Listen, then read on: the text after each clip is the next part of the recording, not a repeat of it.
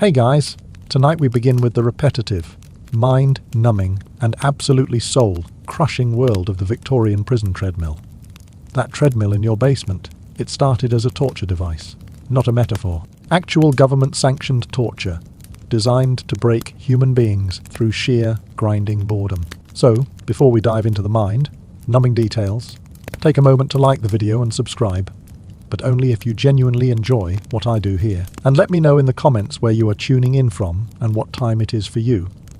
It is always fascinating to see who is joining us from around the world. Now, dim the lights, maybe turn on a fan for that soft background hum, and let's ease into tonight's journey together. Imagine this. You are in England.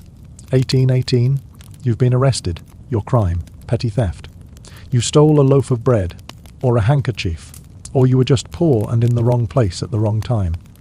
The Victorian justice system wasn't particularly interested in nuance. You are guilty. You are sentenced. And now you are standing in a prison yard, staring at a machine that looks like a water wheel mounted sideways. 24 steps. Each one maybe 8 inches high. The wheel is about 15 feet in diameter. It doesn't look that bad. Doesn't look that scary. Just steps. Just walking. How hard could it be? You are about to find out. You are about to discover that the most effective torture isn't dramatic pain, isn't whips or chains or medieval dungeons. The most effective torture is boredom, repetition, meaninglessness, the complete and utter absence of purpose. The prison treadmill wasn't designed to hurt you quickly. It was designed to break you slowly, to grind you down, to make you wish for actual physical pain just to feel something different. To make every single day exactly the same, exactly as pointless, exactly as endless. Welcome to the treadmill. Welcome to the punishment that Victorian England thought was humane. Welcome to 8 hours a day of climbing a staircase that goes nowhere, of achieving nothing, of moving constantly while staying perfectly still, of working harder than you've ever worked for absolutely zero result. Welcome to the machine that turned human beings into perpetual motion devices, into living engines, into souls crushed not by cruelty, but by monotony. And the worst part, they called this reform, called it rehabilitation, called it mercy, because at least they weren't hanging you. Let's start with the inventor, because every nightmare has an architect. Every torture device has someone who thought this is a good idea, and should definitely exist.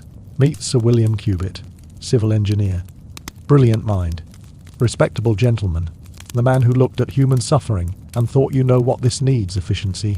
Sir William Cubitt didn't set out to create torture. He set out to solve a problem. The problem was that prisoners in the early 1800s were idle, were sitting in cells doing nothing, were wasting time, wasting potential labour, wasting the opportunity to be useful. The Victorians hated waste, hated idleness, believed that work was morally improving. That labour built character, that if you forced someone to work hard enough, they'd become a better person. Somehow. Cubitt designed the treadmill in 1818. The concept was simple. Brilliant, if you ignore the human cost. Take a large wheel, mount it horizontally, attach steps to it, put prisoners on the steps, make them walk, use their climbing motion to turn the wheel, attach the wheel to machinery. The machinery grinds corn, or pumps water, or does some other useful task. Prisoners work, prisoners produce. Prisoners are no longer idle. Problem solved. Rehabilitation achieved. Pat yourself on the back, Sir William. You've just invented a way to make human suffering productive. The first treadmill was installed at Brixton Prison in 1821. It was an immediate success. If your definition of success is making prisoners absolutely miserable while producing minimal actual output, other prisons wanted them, demanded them.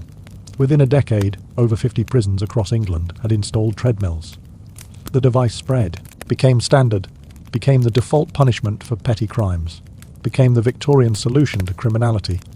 Walk until you are reformed, climb until you are moral, step until you are civilized. The logic was airtight, if you ignore logic. But what was it actually like? What did it feel like to be on the treadmill? Let's put you there. Let's make this real. Let's give you the full experience. Because reading about torture is one thing, experiencing it, even secondhand, is another. You wake up at 5:30 a.m. If you can call it waking up, you didn't really sleep. The cell is freezing. Stone walls, stone floor, stone bench. That serves as your bed.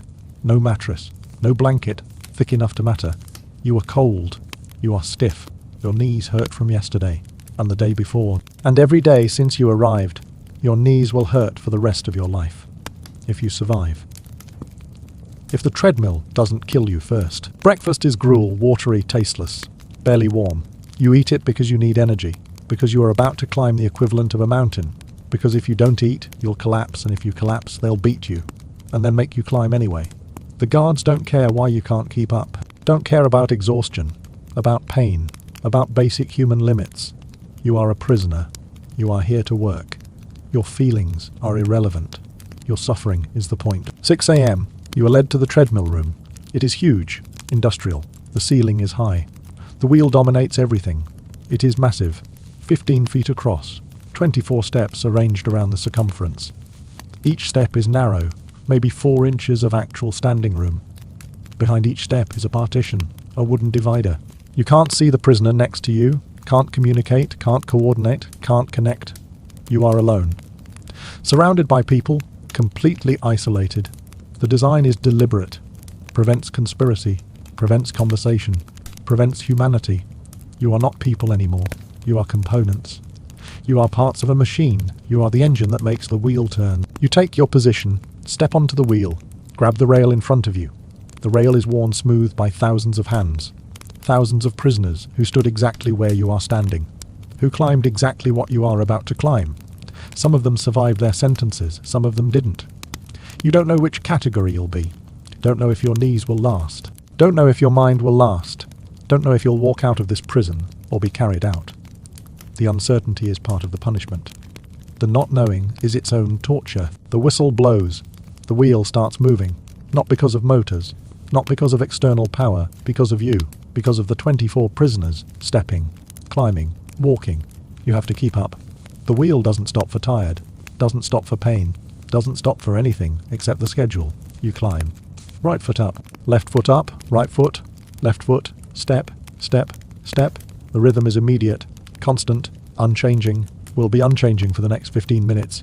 And then you'll get a 15-minute break, and then another 15 minutes of climbing, and then another break. 8 hours of this, alternating, climbing and resting, but never stopping, never escaping, never achieving anything except exhaustion. The first minute is fine, easy, even you are fresh. Your legs are strong. This isn't so bad. You think maybe the stories were exaggerated. Maybe this is manageable. Maybe you can do this. You are wrong. So wrong, but you don't know yet. Don't know that the treadmill's cruelty isn't in the first minute. It is in the 1,000th, in the 10,000th, in the endless accumulation of steps that go nowhere, of effort that achieves nothing, of work that produces only pain. 5 minutes in, your calves are burning, your thighs are tight, your breathing is heavy, you are climbing constantly, never getting higher, never making progress, never reaching a summit, just stepping, forever stepping. The wheel turns, you climb, the wheel turns, you climb, cause and effect, input and output. Human energy converted to mechanical rotation. You are a battery, a power source, a thing that produces motion. Not a person, not anymore, just a component in Sir William Cubitt's brilliant design. 10 minutes in, you are sweating. The room is cold, but you are hot. The exertion is constant. Your heart is pounding, your legs are screaming, your knees are starting to ache. That deep bone, level ache that tells you something is wrong, something is being damaged, something that won't heal correctly. You ignore it. Have to ignore it. Because stopping isn't an option. Slowing down isn't an option. The wheel doesn't care about your pain. The guards don't care. The system doesn't care. You are here to work, here to climb, here to be punished. The pain is working as intended. 15 minutes, the whistle blows. You can stop, you step off the wheel. Your legs are shaking, literally shaking, trembling, you can barely stand. You have 15 minutes to recover, to catch your breath, to prepare for the next round. You sit on the floor. It is cold. You don't care. Sitting is luxury. Not climbing is paradise. You breathe. You rest. You dread the next whistle. It comes too soon. Always comes too soon. 15 minutes feels like 15 seconds. You are not ready. Your legs aren't ready. Your mind isn't ready. But ready or not, you are climbing again. Round 2, 15 more minutes. Your legs are already tired. Already damaged from round 1. This is worse. Harder. More painful. Your knees are grinding. You can feel it. Feel the cartilage wearing down. Feel the joint damage accumulating. Feel your body breaking. One step at a time, one rotation at a time. This is only round 2. You have 16 more rounds today. 8 hours. 32. 15-minute sessions. You do the math. Try to calculate how many steps, how much climbing, how much altitude gained. The numbers are horrifying. Each step is 8 inches high, 24 steps per rotation. That is 16 feet of climbing per rotation. You are moving at about 40 to 48 rotations per minute. Let's say 44 to be precise. That is 704 feet of vertical climbing per 15-minute session. 32 sessions per Dalton Y. That is 22,528 feet per Dalton Y. That is 4.27 miles. Vertically, you are climbing more than 4 vertical miles every single day. For context, Mount Everest is 29,029 feet. You are climbing 3/4 of Mount Everest daily, in a room, going nowhere, achieving nothing, just climbing, just stepping, just breaking. But here is the thing. The math makes it sound dramatic, makes it sound like an achievement, like something impressive. Climbing 4 vertical miles, that is extraordinary. Except it is not. Because climbing a mountain has a summit, has a view, has a point, has an ending. The treadmill has none of these. You are not climbing toward anything, not achieving anything, not progressing toward any goal. You are just moving, constantly, pointlessly, endlessly. The altitude gain is meaningless, is just a number, is just a way to quantify how thoroughly you are being destroyed. Round 3, your knees are on fire. Every step sends pain shooting up your legs. Your quadriceps are cramping. Your calves are seizing. You are only 45 minutes into an 8-hour shift. You have 7 hours and 15 minutes remaining. The realization hits you, really hits you. You can't do this. Your body can't do this. Nobody's body can do this. But you have to, because if you stop, you are beaten. If you are beaten and still can't continue, you are put in solitary confinement, on reduced rations. And then when you are released from solitary, you are back on the treadmill.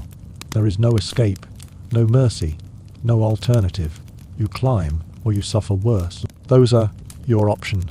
The monotony is setting in. That is what they don't tell you about the treadmill. That is what the descriptions miss. It is not just physically brutal, it is psychologically devastating. You are doing the same motion, the same step, over and over and over. Right foot, left foot, left foot. Nothing changes. Nothing varies. No scenery. No progress. No stimulation. Just the partition in front of you. The wooden divider. Blank, featureless. You stare at it. Have to stare at it. There is nothing else to look at. The same piece of wood for 15 minutes. Rest. Then another 15 minutes. Same wood. Same you. Same nothing. Your mind starts to break before your body does. Some prisoners count steps. Try to keep track. Try to give themselves goals. I'll do 500 steps. Then 1,500. The counting helps. Briefly. Gives you something to think about. Something to focus on. But then you lose count. Forget where you were. Start over. Lose count again. The numbers blur. Mean nothing. You are counting nothing. Quantifying pointlessness. Measuring void. Just reminds you how many steps you are taking. How many more you have to take. How endless this is. Other prisoners try to think about other things. About life before prison. About freedom.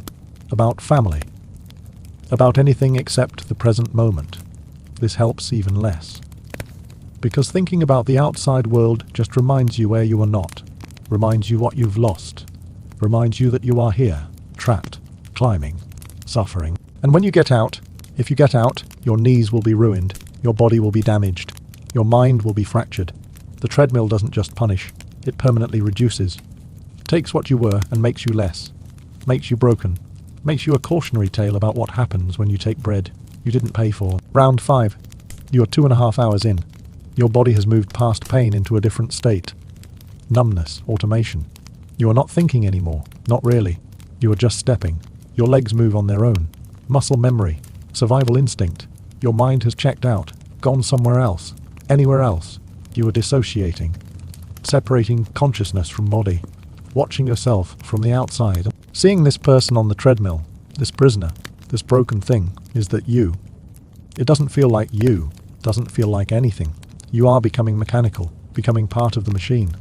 Exactly what Sir William Cubitt intended. The guard walks past, checks that everyone is maintaining pace, that nobody is slacking, that the machine is running smoothly.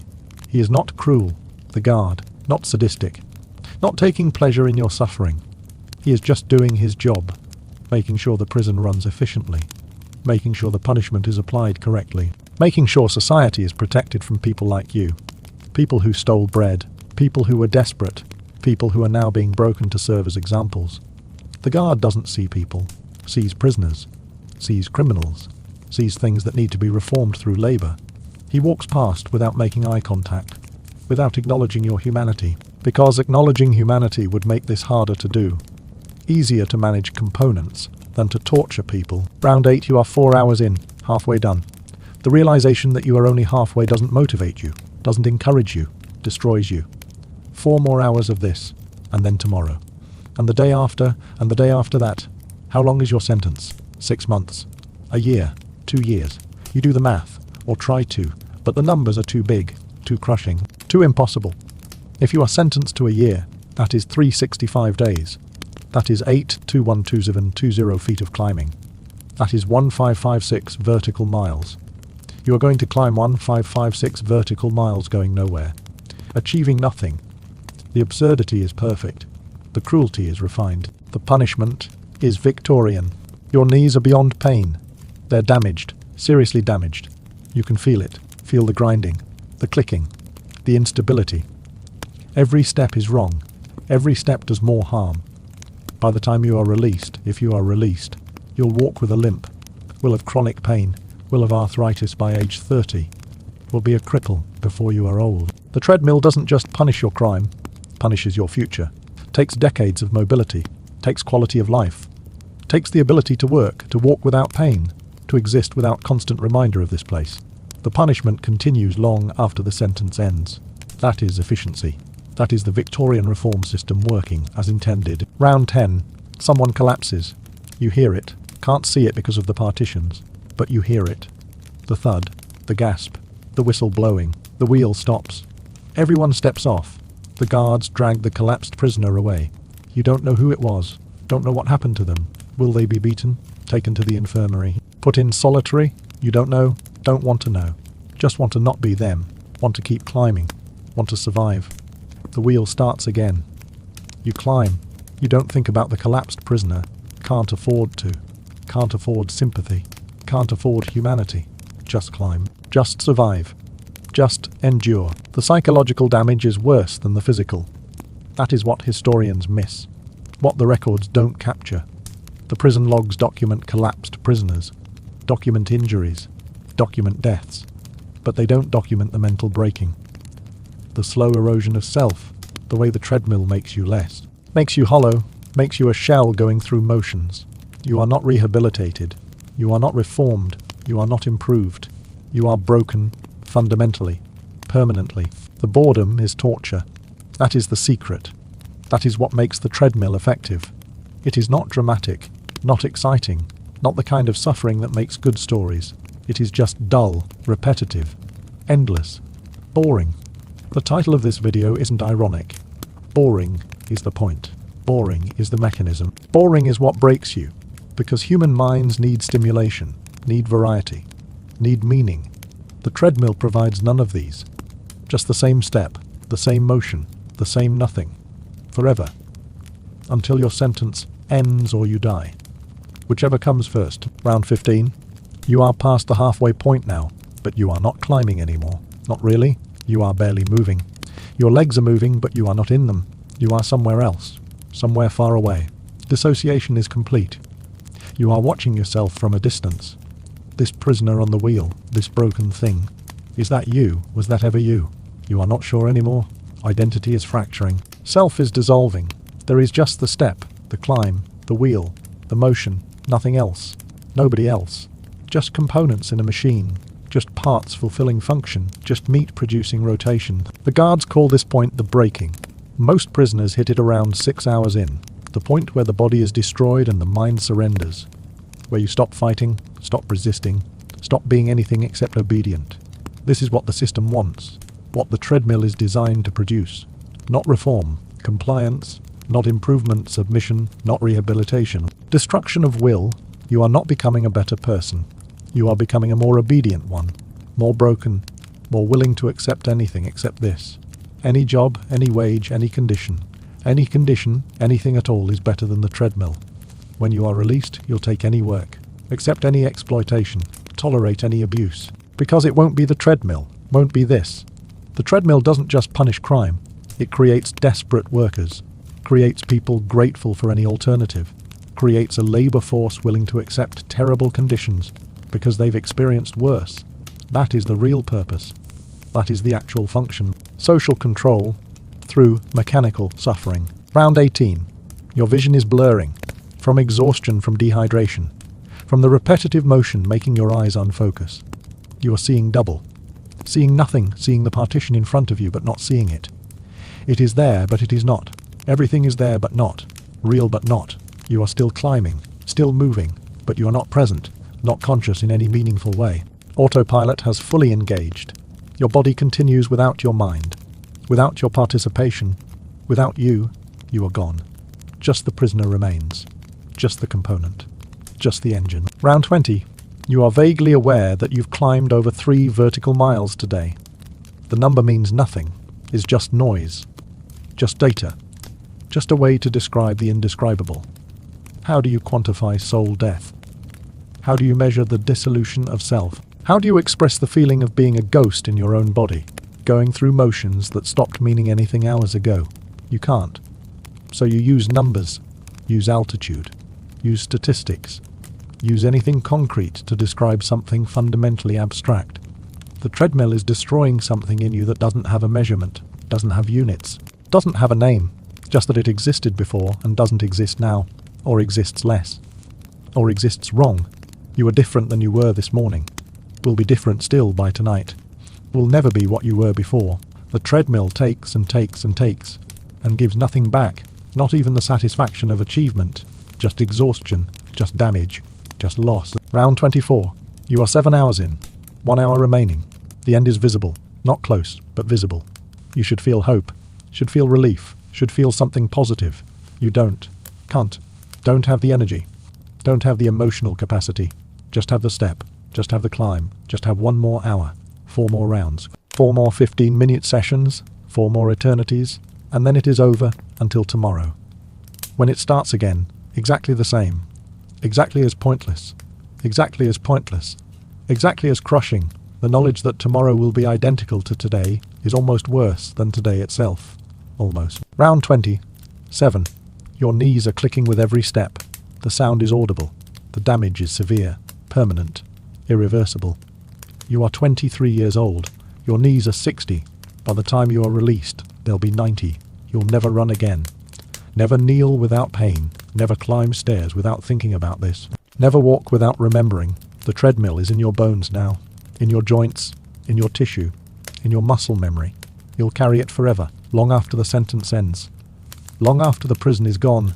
Long after Sir William Cubitt is dead and forgotten. You'll remember. Your body will remember. The suffering persists. Round 30. The second to last round. You are so close. 15 more minutes after this. Just 30 minutes total. Just 1,408 more feet of climbing. Just 1,920 more steps. Just a little more. The numbers should comfort. Should feel manageable. Don't, because you've thought this before.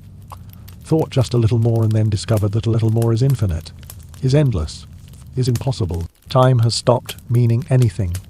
Distance has stopped meaning anything. Just the step. Just the motion. Just the nothing. Round 31. Last round. 15 minutes. You are climbing. Your legs are moving. You are not conscious of commanding them. They just move. Automation is complete.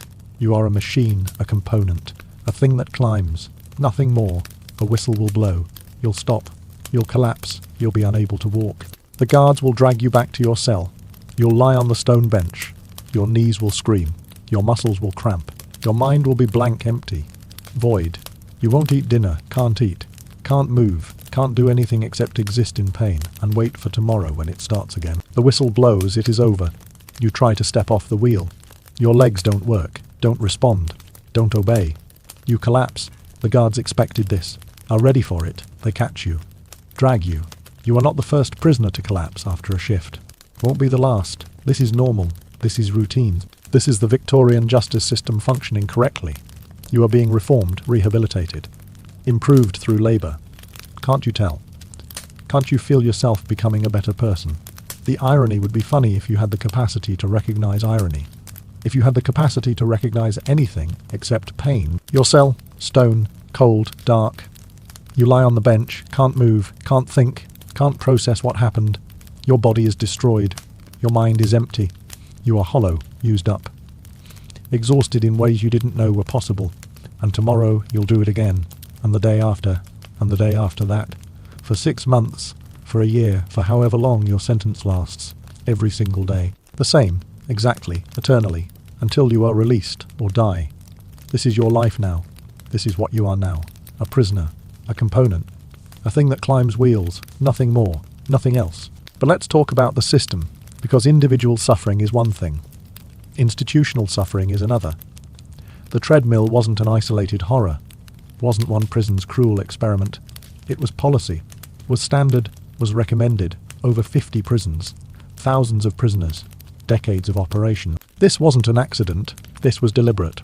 This was England deciding that this was an appropriate response to poverty, to desperation, to petty crime, to being poor in the wrong place at the wrong time. The Victorians believed in the reformative power of labour, believed that work built character, that suffering improved morals, that pain was educational.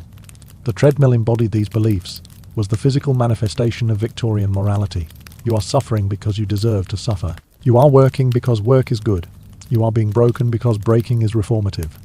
The logic was circular, self-justifying, immune to evidence. Prisoners weren't emerging reformed, were emerging broken, damaged, crippled. But the system didn't care, didn't measure outcomes, didn't track what happened to prisoners after release. Just cared that punishment was applied, that labour was extracted, that society's moral order was maintained. Whether that actually reduced crime, whether prisoners became better people, whether any of this worked, irrelevant questions. The treadmill existed. Therefore it was good. Victorian logic. The medical community noticed the damage. Doctors examined prisoners, saw the knee injuries, the muscle degradation, the cardiovascular problems, the psychological collapse. They wrote reports, published findings, recommended changes. Nothing happened. The treadmill continued, because the point wasn't prisoner health. The point was punishment. The point was suffering. The damage wasn't a side effect. It was the goal. If prisoners emerged healthy and whole, the punishment hadn't worked. If they emerged broken and crippled, success. The system was functioning as designed. Some reformers objected, said the treadmill was cruel, was inhumane, was torture disguised as justice. They were ignored, or told they were being soft on crime, being sympathetic to criminals, being threats to social order. The Victorian era loved moral panic, loved the fear of crime, loved the certainty that harsh punishment deterred wrongdoing. Evidence to the contrary was dismissed, ignored, suppressed. The treadmill remained, for decades, for generations, breaking prisoners, serving no purpose, except suffering, and being called reform, being called justice, being called civilization. Let's talk about the varieties, because the treadmill wasn't one design, wasn't one implementation. Different prisons modified the basic concept, made it worse, made it more efficient, made it more cruel. Some treadmills were attached to grain mills, at least produced something useful. Ground wheat into flour. Prisoners climbed, grain was milled. Their suffering had output, had product, had measurable result, still pointless to the prisoner, still torture, but economically productive torture. Other treadmills weren't attached to anything, were deliberately functionless. You climbed and the wheel turned and nothing happened. No grain milled, no water pumped, no work done, just motion, just energy converted to heat and dissipated. Your suffering produced nothing, achieved nothing, was pure waste. This was considered more reformative, more punishing. If your labour produced something, you might feel satisfaction, might feel accomplishment. Can't have that. Your labour must be meaningless, must be pointless, must be suffering for suffering's sake. That is reform. That is justice. That is the Victorian way. Some prisons use the treadmill for all prisoners. Men, women, children. Yes, children, because Victorian England sentenced children to adult prisons, sentenced them to the treadmill. 8-year-olds climbing, 10-year-olds collapsing, 12-year-olds being permanently crippled for stealing food. The age of the prisoner didn't matter, the crime didn't matter. Just the punishment, just the labour, just the wheel turning and the suffering accumulating, and the system functioning and society feeling safe because criminals were being punished, were being broken, were being taught lessons. What lessons? Nobody knew, nobody asked, didn't matter. The punishment was the point, the breaking was the goal. Everything else was commentary. Other prisons reserved the treadmill for specific crimes. Theft, vagrancy, prostitution, petty offences, not murder, not serious violent crime. Those got hanging, or transportation, or actual imprisonment with different conditions. The treadmill was for the poor, for the desperate, for the people whose crimes were essentially being poor and trying not to starve. The class element is undeniable, obvious, intentional. The treadmill didn't exist to punish the wealthy. It existed to control the poor, to make poverty more terrifying than it already was, to make desperation more desperate, to make the choice between starving and stealing so fraught with horror that people would choose to starve, would choose death over the treadmill. That is social control, that is class warfare, that is using suffering as policy. The duration of treadmill sentences varied. Some prisoners did it daily, 8 hours a day, every day, for the entire sentence.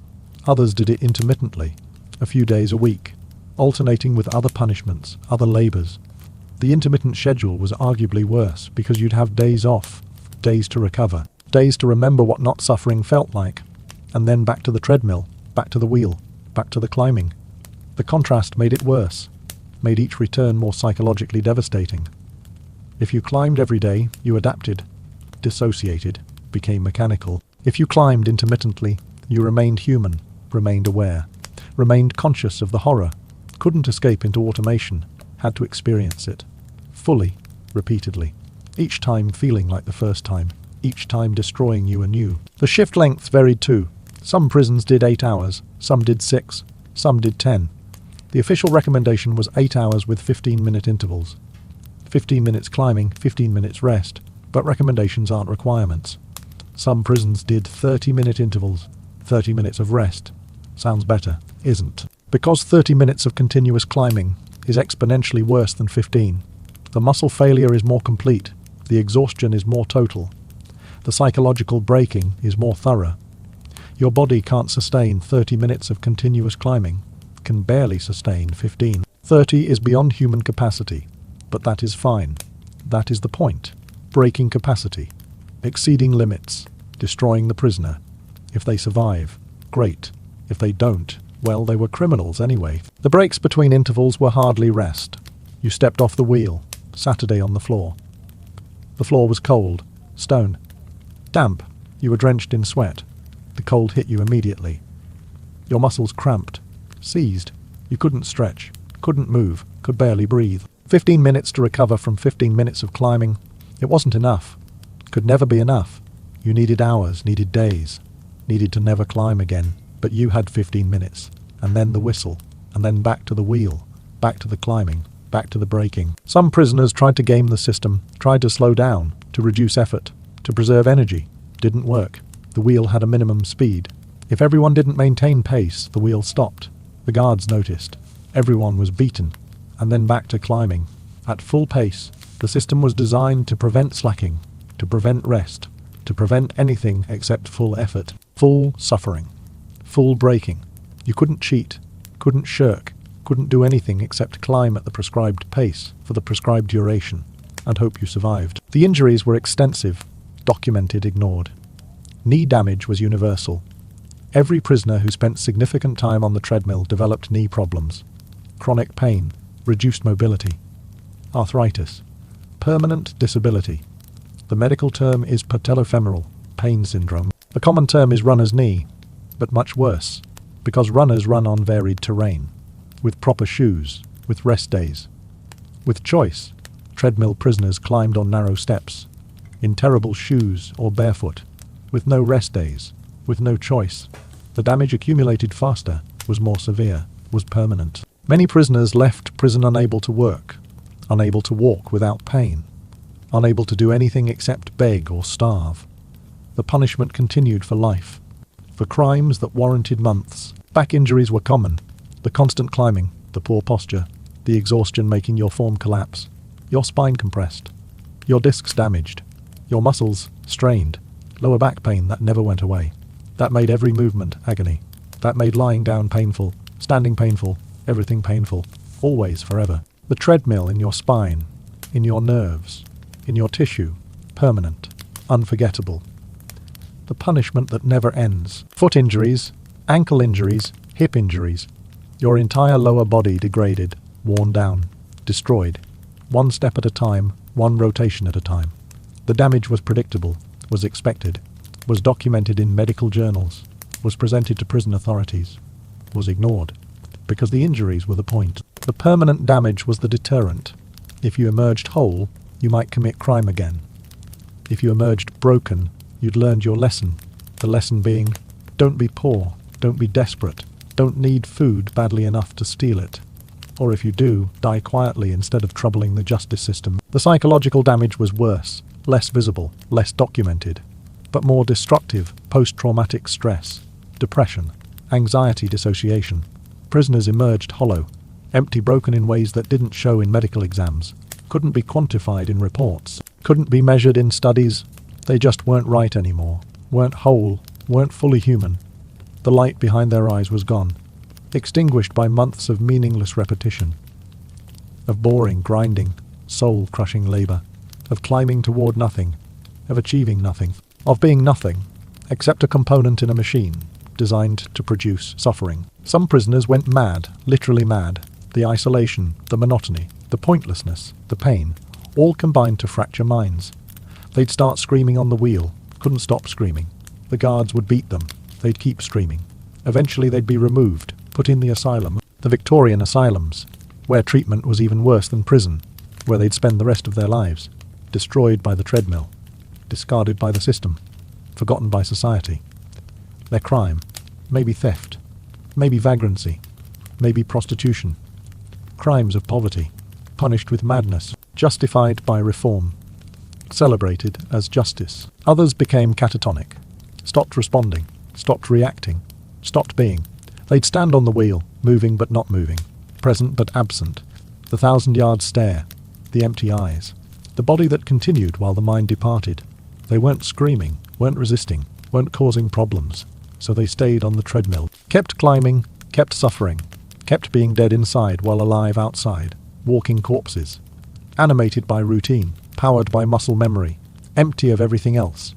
The treadmill had succeeded, had reformed them into nothing. Let's talk about deaths, because people died on the treadmill, not many. The system was careful about that. Dead prisoners were bad publicity, were questions from reformers, were investigations. The prisons didn't want investigations, so they monitored health, pulled prisoners before they died, usually, but not always. Sometimes someone collapsed and didn't get up. Heart attack, stroke, exhaustion. The body just stopped, gave up, quit. The guards removed them. The other prisoners kept climbing. The wheel kept turning. The death was recorded. The cause was listed. Usually something vague. Heart failure, natural causes. No mention of the 8 hours of daily climbing, of the months of torture, of the system that broke them. Just death. Natural, unfortunate, unrelated to the treadmill, obviously. The death rate wasn't high. Not statistically. Maybe 1 death per prison per year.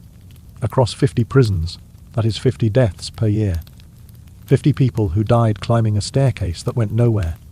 50 people whose crime was probably poverty, whose punishment was death, whose legacy is a statistic in a forgotten report. 50 per year. For decades. Hundreds dead. Thousands crippled. Tens of thousands psychologically destroyed. For what? For reform. For deterrence. For justice. The results don't support any of these goals. Crime didn't decrease. Prisoners didn't improve. Society didn't benefit except by making the poor terrified. By making desperation more desperate. By making the lowest rung of society even lower. That worked. That succeeded. The treadmill achieved that. Made being poor more horrifying. Made poverty more punishing. Made the system more cruel. Success. The treadmill reached its peak use in the 1840s and 1850s. 50-plus prisons, thousands of prisoners, daily operation, standard punishment, and then it started declining. Not because of mercy, not because of reform, not because the society realized this was torture, because of economics. The treadmill was expensive, required maintenance, required supervision, required guards, required the machine itself, which needed repairs, needed parts, needed upkeep, and the output wasn't valuable enough. The grain milled wasn't worth the cost. The water pumped wasn't worth the expense. The labor extracted wasn't worth the investment. Economic analysis, not moral realization, ended the treadmill. The Prison Act of 1865 limited treadmill use, restricted it to certain crimes, certain durations, certain conditions. Not because it was cruel, because it was expensive. The Act recommended hard labor, but didn't specify the treadmill. Prisons started using other methods, stone breaking, oakum picking, other pointless, torturous, but cheaper labor. The treadmill declined, slowly. Some prisons kept them into the 1880s. The last treadmills were removed in the 1890s. After 80 years, after generations of prisoners, after thousands destroyed, after tens of thousands damaged, after the suffering served its purpose, which was controlling the poor, terrifying the desperate, maintaining social hierarchy, and producing nothing except trauma. But let's make this more real. Let's follow specific prisoners, because statistics are abstract, numbers are distant, individual stories are human. Let's meet people, let's know their names, let's understand their suffering, not as data but as lived experience, as real humans who really existed, who really climbed the treadmill, who really were destroyed by it. Meet William Johnson, age 16, arrested in 1842 in London. Crime, stealing 2 loaves of bread. He was hungry. His mother was sick. His father was dead. He had 3 younger siblings. They were starving. He stole bread from a bakery, was caught immediately. The baker pressed charges. William was sentenced to 6 months hard labour at Coldbath Fields Prison. 6 months on the treadmill. For 2 loaves of bread. For trying not to watch his family starve. William's first day on the treadmill, he lasted 4 hours before collapsing. He'd never done physical labour like this. Was underfed. Underweight, weak from malnutrition. His body couldn't sustain the climbing. The guards beat him, called him lazy, called him weak, called him worthless. He tried again the next day. Collapsed after 5 hours, more beatings, more insults. By week 2 he could do the full 8 hours. But at a cost. His knees were already damaged. His spirit was already broken. He'd stopped speaking, stopped reacting, just climbed, just endured, just died inside while living outside. 3 months in, William developed a fever, probably infection, probably from the knee injury. The prison doctor examined him, said he was fit for labour, said the fever wasn't severe, said he should continue working. William continued, climbed with fever, climbed with infection, climbed while his body was fighting battles. It couldn't win. The fever got worse, much worse. By month 4, William was delirious on the wheel, hallucinating, seeing things that weren't there, talking to people who didn't exist. The guards thought he was faking, thought he was trying to avoid work, beat him more, forced him to continue. William died in month 5, 1 month before his release. The cause was listed as fever. Natural causes. No mention of the treadmill. No mention of the forced labour while sick. No mention of the beatings. No mention of the system that killed a 16-year-old boy for stealing bread. Just fever. Just death. Just one more statistic. William's mother never learned how he died. Was just told he died in prison. His siblings starved anyway. The bread he stole hadn't saved them. His death hadn't helped them. His sacrifice had achieved nothing. He died for nothing. Climbed for nothing. Suffered for nothing. The treadmill's final gift. Meaninglessness. Even in death. Meet Sarah Mitchell, age 24. Arrested in 1851 in Manchester. Crime, prostitution. She wasn't a prostitute by choice. Was a prostitute by desperation. Her husband had died. Her children needed food. No jobs were available for women. No legal way to earn money. She sold herself. Was arrested. Was sentenced to 12 months hard labour. Women's prisons had treadmills too. Smaller, narrower, but just as brutal, just as soul-crushing, just as boring. Sarah's treadmill experience was complicated by Victorian morality. Female prisoners were supposed to be rehabilitated differently. taught domestic skills, taught obedience, taught subservience. The treadmill was punishment and training. Break the woman, rebuild her as compliant, as submissive, as willing to accept any alternative to this. Sarah climbed. Her body was different from men's, hips wider. Center of gravity different. The narrow steps were worse for her. The climbing motion was harder, more painful, more damaging. Her hips ached. Her lower back screamed. Her knees failed faster. The treadmill wasn't designed for female anatomy. Wasn't designed considering women at all. Was just applied. Equally. Brutally. Indifferently. 3 months in, Sarah realized she was pregnant. Had been pregnant when arrested. Didn't know. Hadn't realized. Morning sickness on the treadmill was indistinguishable from treadmill. Induced nausea. Both made you vomit. Both made you weak. Both made climbing harder. She told the guards. They didn't care. Told her to keep climbing. Pregnancy wasn't an excuse. Wasn't a reason to stop. She climbed pregnant. Climbed while her body was trying to build a child. Climbed while using resources she needed for 2 people to fuel 8 hours of daily climbing. Her body couldn't do both. Something had to give. She miscarried at 4 months on the treadmill. While climbing, felt the pain, felt the blood, kept climbing, because stopping wasn't allowed. The guards noticed, eventually removed her. Took her to the infirmary. She recovered. Physically was put back on the treadmill 2 days later. Back to climbing. Back to breaking. The miscarriage wasn't mentioned in reports, wasn't considered significant. Just a medical event. Unrelated to the treadmill, obviously. Sarah served her full 12 months, was released. Never had children. The damage was too severe, too complete, too permanent. She'd lost her child, lost her future children, lost her reproductive capacity, for prostitution, for trying to feed her existing children, for being poor and female and desperate. The treadmill took everything, left nothing.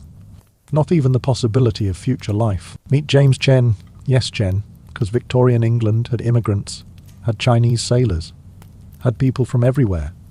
James was Chinese, born in Canton, came to London as a merchant sailor.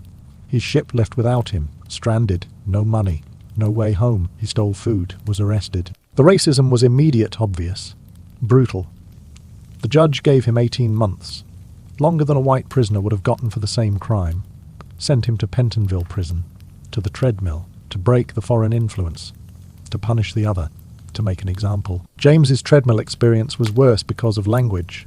He spoke some English. Not much, not enough. The guard's instructions were unclear. The rules were confusing. He made mistakes, was beaten for mistakes, was beaten for not understanding, was beaten for being Chinese. The other prisoners were instructed not to help him, not to communicate. James climbed alone, more alone than other prisoners, isolated by language, by race, by the deliberate cruelty of Victorian racism. He climbed for 18 months, survived, was released, deported immediately, sent back to China, arrived in Canton broken, crippled, traumatized, tried to explain where he'd been, what had happened. Nobody believed him, thought he was lying, thought he'd made it up. The story was too absurd, too cruel, too pointless. A machine that made you climb nowhere. For months, for stealing food. Impossible. Nobody would do that. But they did. They had. To James. To thousands. To anyone desperate enough to commit petty crimes in Victorian England. Meet Emma Price, age 11. Yes, 11. Child prisoner. Sentenced in 1843. Crime, stealing a bonnet. She'd taken a bonnet from a shop. Pretty bonnet. Blue ribbon. She wanted it. Took it. Was caught. Victorian justice didn't distinguish children. Didn't have juvenile courts. Didn't have age considerations. Crime was crime. Punishment was punishment. Emma was sentenced to 4 months. 4 months on the treadmill. 11 years old. The children's treadmill was supposedly modified. Supposedly easier, lower steps. Shorter duration. 6 hours instead of 8. 20-minute intervals instead of 15. Still climbing. Still pointless. But smaller torture. Child-sized torture. Emma's first day, she couldn't reach the handrail. Was too short, too small. The guards adjusted nothing. Just told her to climb anyway. She climbed without holding on. Fell repeatedly. Scraped her hands. Bruised her shins. Got back up. Climbed again. Fell again, eventually developed technique. Learned to balance without support. Learned to climb like a rat on a wheel. Learned to survive. 4 months later, Emma was released. Her childhood was gone. Her innocence was erased. She was 11 years old with the eyes of someone much older, much more broken, much more hollow. She never recovered, never became a normal child, never played, never laughed, just existed, worked, survived, and remembered, always remembered. The climbing, the boredom, the pointless, endless, soul-crushing boredom of climbing. Nowhere for 6 hours a day for 4 months for a blue bonnet with a ribbon. That is justice. That is reform. That is Victorian civilization. Meet Thomas Wright, age 62, arrested in 1848. Crime, vagrancy. He was homeless. No crime except existing while poor, sleeping in doorways, begging for food. The Vagrancy Act of 1824 made homelessness illegal, made poverty criminal. Thomas was arrested. Sentenced to 3 months. 3 months on the treadmill at age 62. His body was already breaking, already failing, already at the end of its capacity.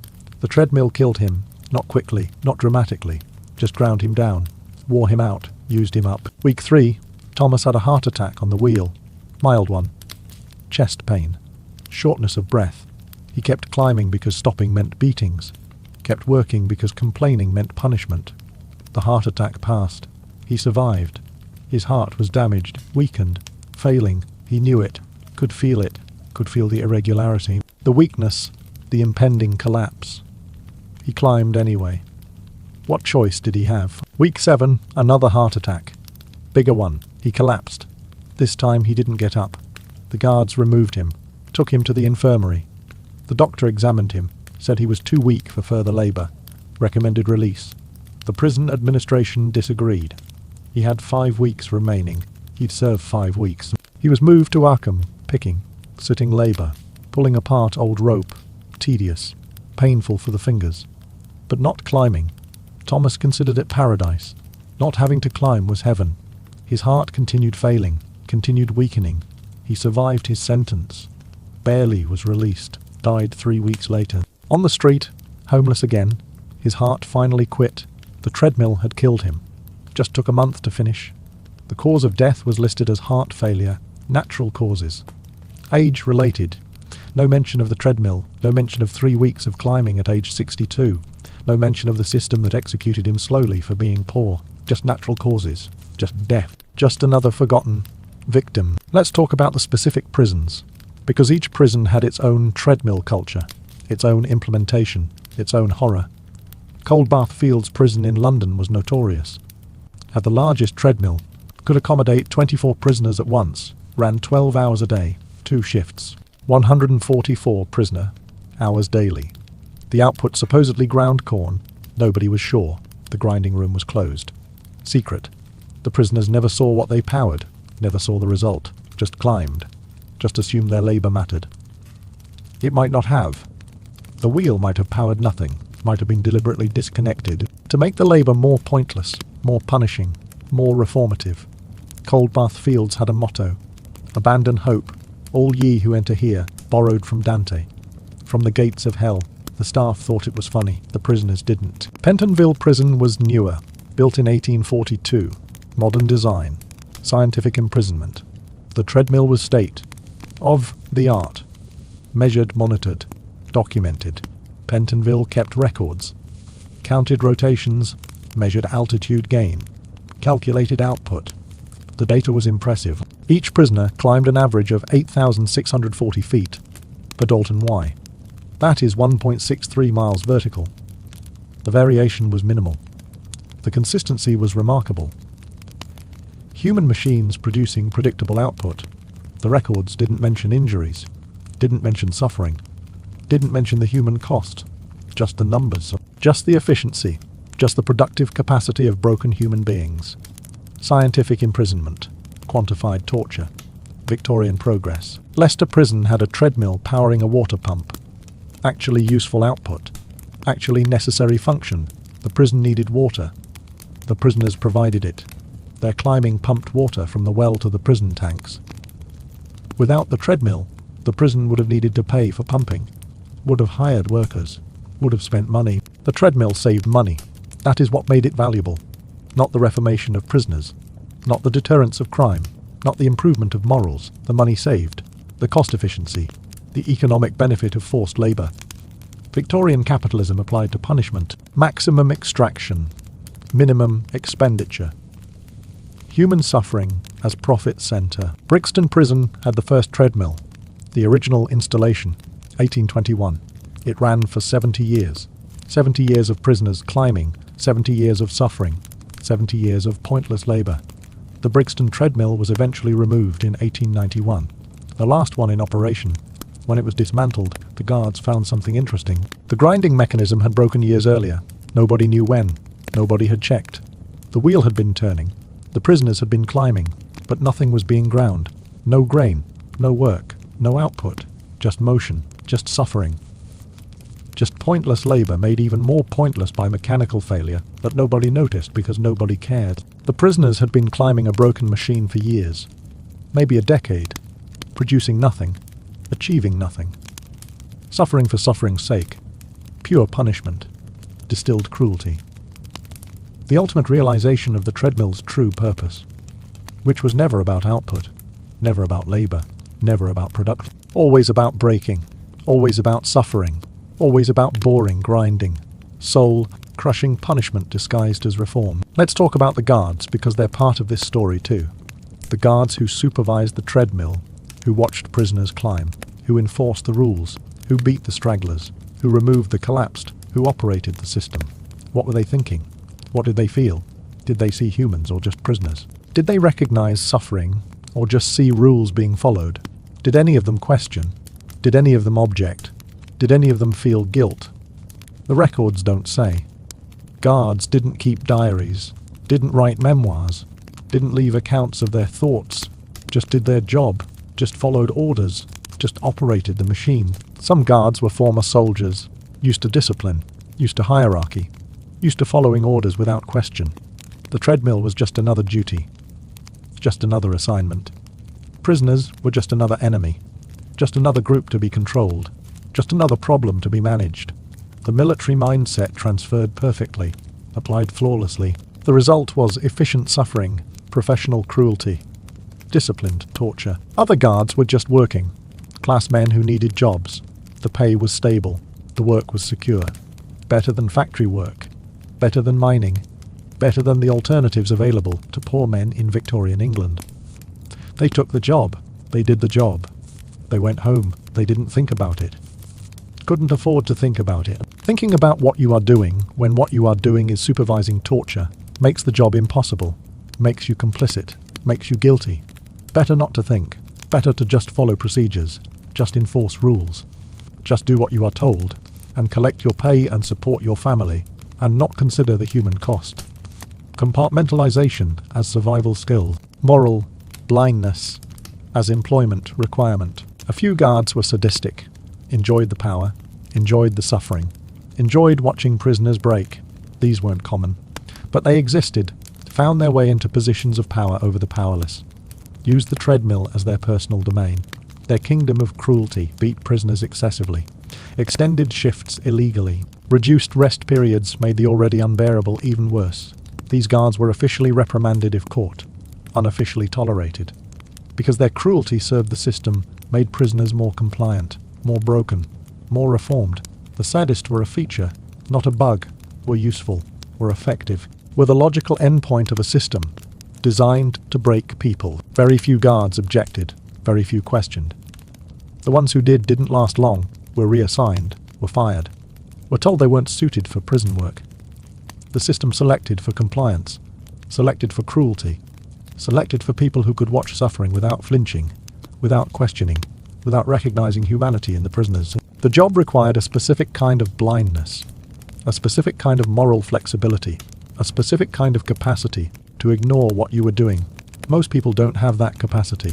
The ones who do found careers in Victorian prisons. Let's talk about the doctors, the medical professionals who examined treadmill prisoners, who documented injuries, who wrote reports, who tried sometimes to help. Dr. William Bailey was one of them, medical officer at Millbank Prison in the 1840s. He examined hundreds of treadmill prisoners, saw the damage, documented the injuries, wrote extensive reports about knee damage, cardiovascular strain, psychological collapse. His reports were detailed, scientific, damning. He concluded that the treadmill caused permanent injury to most prisoners, shortened lifespans, created chronic pain, produced no rehabilitative benefit. He recommended discontinuing treadmill use. His recommendations were ignored.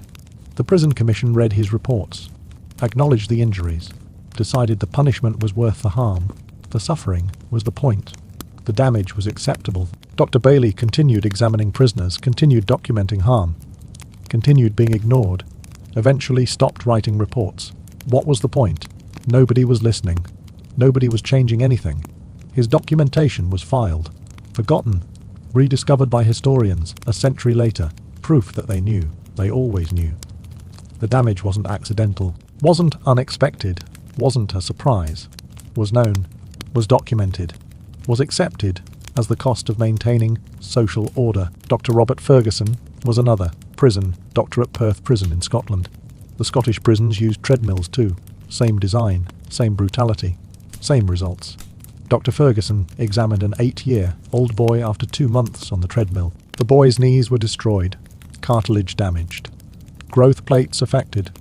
The doctor wrote that the boy would never walk normally, would be crippled for life, would have chronic pain. He was 8 years old. His crime was stealing apples. Dr. Ferguson wrote to the prison governor, wrote to the prison commission, wrote to anyone who might listen, said that children shouldn't be on treadmills, that the damage was unconscionable, that this was cruelty, not justice. He was told to mind his own business, told that sentencing was not his concern, told to treat injuries, not question policy. Dr. Ferguson continued prisoners, continued seeing children destroyed, continued being powerless to stop it. He died in 1857. His obituary mentioned his long service to the prison system, didn't mention his objections, didn't mention his efforts to stop the treadmill, didn't mention his failures, just his service, just his compliance, just his participation in the system that he'd tried and failed to change. The medical consensus was clear by the 1850s. The treadmill caused permanent harm. The evidence was overwhelming. The documentation was extensive. Doctors agreed. The damage was severe, widespread, and preventable. Their reports recommended ending treadmill use. The recommendations were ignored. Not because the evidence was weak. Because the evidence didn't matter. The treadmill wasn't about prisoner health, wasn't about rehabilitation, was about punishment, was about suffering, was about social control. The medical harm was known, was accepted, was considered an acceptable trade, off for maintaining order, for deterring crime, for making the poor afraid. Doctors' opinions were noted, filed, forgotten. The treadmill continued. Let's talk about public opinion, because Victorian society wasn't monolithic, wasn't universally supportive of the treadmill. Some people objected, some people campaigned, some people tried to end it. Charles Dickens visited Coldbath Fields Prison in 1850. Saw the treadmill, was horrified, wrote about it, called it that infernal machine, said it was cruel, inhumane, uncivilized. His articles were widely read, widely discussed, widely ignored. Dickens was famous, influential, respected, his opinion mattered. Just not enough. Public sympathy for prisoners was limited. Most people thought criminals deserved punishment, deserved suffering. The worse the better. Dickens's objections were noted, appreciated by reformers, dismissed by the majority.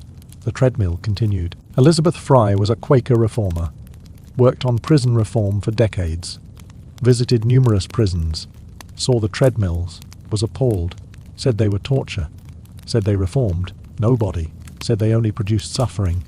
She campaigned, gave speeches, wrote letters, organised committees, presented petitions to Parliament. Her efforts were acknowledged, praised, even nothing changed. Parliament held hearings, heard testimony, wrote reports, concluded that the treadmill was harsh but necessary, concluded that reform required suffering, concluded that society must be protected. The treadmill continued. The Society for the Improvement of Prison Discipline was founded in 1816, campaigned against various cruelties, investigated conditions, published reports, specifically targeted the treadmill in the 1840s. Their report documented injuries, quoted doctors, interviewed former prisoners, concluded that the treadmill was ineffective and cruel, recommended abolition. The report was widely circulated, widely read, widely forgotten. The political will to end the treadmill didn't exist. The public sympathy wasn't there. The economic incentive contradicted reform. The treadmill continued. Why didn't reform succeed? Why did the treadmill persist for 80 years despite evidence of harm? Despite medical consensus? Despite reformer campaigns? Despite everything? Because it served its purpose. Its real purpose, which wasn't rehabilitation, wasn't deterrence, wasn't crime reduction, was class control, was making poverty terrifying, was ensuring that the lowest classes remained desperate, compliant, and afraid. The treadmill worked, not at reducing crime. Crime rates didn't decrease. Not at reforming criminals. Recidivism rates didn't improve, but at maintaining social hierarchy, at keeping the poor in their place, at making sure that desperation never turned to rebellion. At that, the treadmill was extraordinarily effective. The suffering was the point. The cruelty was the mechanism. The boring, grinding, soul-crushing repetition was the method. It worked. Society remained stable. The poor remained desperate but compliant. The system continued. The treadmill served that perfectly. That is why it persisted. That is why it persisted. That is why reform failed. Not because people didn't know it was harmful, because the harm was the goal. The treadmill finally ended not because of moral realization, not because society suddenly recognized the cruelty because of economics and politics. The Prison Act of 1865 was passed. Restricted hard labor, not from mercy, from pragmatism. The cost-benefit analysis had shifted. The treadmill was expensive to maintain. The output wasn't valuable. Cheaper methods of punishment existed. Solitary confinement cost nothing, required no machinery, no maintenance, no supervision, just cells, just isolation, just different torture. The Act didn't ban the treadmill, just restricted it, made it optional rather than mandatory. Most prisons phased it out over the next 20 years. Not all at once, not because they realized it was wrong, because it wasn't cost-effective anymore. The last treadmills were removed in the 1890s. 70-odd years of operation, estimated tens of thousands of prisoners, estimated hundreds of deaths, estimated thousands of permanent injuries, all documented, all known, all accepted, all considered acceptable at the time. Let's talk about what happened to former treadmill prisoners after release. Because the punishment didn't end with the sentence, the damage persisted. The trauma continued. The breaking was permanent. Follow-up studies, when they existed, painted a grim picture. Most former treadmill prisoners never fully recovered, never regained full mobility, never returned to their previous employment, never became whatever they might have been before the wheel. The knee damage was universal and permanent. Every former prisoner limped, some barely, some severely. Some couldn't walk without canes. Some couldn't walk at all, became beggars, became burdens on families, became exactly the kind of dependent poor that Victorian society despised. The treadmill created the problem it claimed to solve, turned petty criminals into permanent dependents, turned people who could work into people who couldn't, turned potential contributors into permanent drains, and then blamed them for it, called them lazy, called them worthless, never connected their disability to the punishment, never acknowledged that society had created this situation, just saw failed humans, just saw proof that criminals were inferior, just saw justification for more punishment. The employment prospects for former treadmill prisoners were abysmal. Who wants to hire a man who limps, who can't stand for long, who can't climb stairs, who can't do physical labor? The Victorian economy was brutal, unforgiving, based on physical capacity. If you couldn't work with your body, you couldn't eat. Former prisoners tried, applied for jobs, were rejected, were told their disabilities made them unsuitable, were told to try somewhere else. Everywhere else said the same thing. They became homeless, became beggars, became vagrants that the Vagrancy Act criminalized, were arrested again, sentenced again, sent back to prison, back to the treadmill, which damaged them more, which made them even less employable, which guaranteed another cycle. The system was self-perpetuating, was designed to be, created its own supply of prisoners, its own justification for existence. Brilliant, evil, but brilliant. Some former prisoners turned to crime, not because they wanted to, because they had no alternative, couldn't work legally, couldn't beg successfully, couldn't survive without breaking laws, stole food, stole clothes, stole anything they could sell, were caught, were convicted, were sent back. Recidivism rates for treadmill prisoners were extraordinarily high. The system noticed, concluded that treadmill prisoners were habitual criminals, were irredeemable, were proof that harsher punishment was needed. Never considered that maybe, just maybe, destroying people's bodies and then releasing them into an unforgiving economy might create recidivism. Never considered that the punishment might be causing the problem. Just saw criminals being criminals. Just saw justification for more treadmills, more punishment, more breaking. The logic was circular, self-justifying, immune to evidence. The psychological damage was harder to measure, but more devastating. Former prisoners had nightmares, had flashbacks, had panic attacks when they saw stairs, when they had to climb anything, when they heard rhythmic sounds. The treadmill haunted them, followed them, never left. They couldn't escape it, couldn't forget it, couldn't move past it. Some drank heavily, constantly, trying to drown the memories, trying to numb the trauma, trying to make the nights bearable, became alcoholics, became unemployable for another reason, became more desperate, more criminal, more in need of the punishment they were trying to forget. The cycle tightened, the trap closed. The system worked. Others just broke completely, couldn't function, couldn't work, couldn't interact, couldn't do anything except exist in trauma, were institutionalized, sent to asylums, spent the rest of their lives there. The asylum records from Victorian England are full of former prisoners, former treadmill prisoners specifically. The diagnoses varied: melancholia, mania, hysteria, moral insanity. Victorian psychiatry had many terms for broken. All meant the same thing.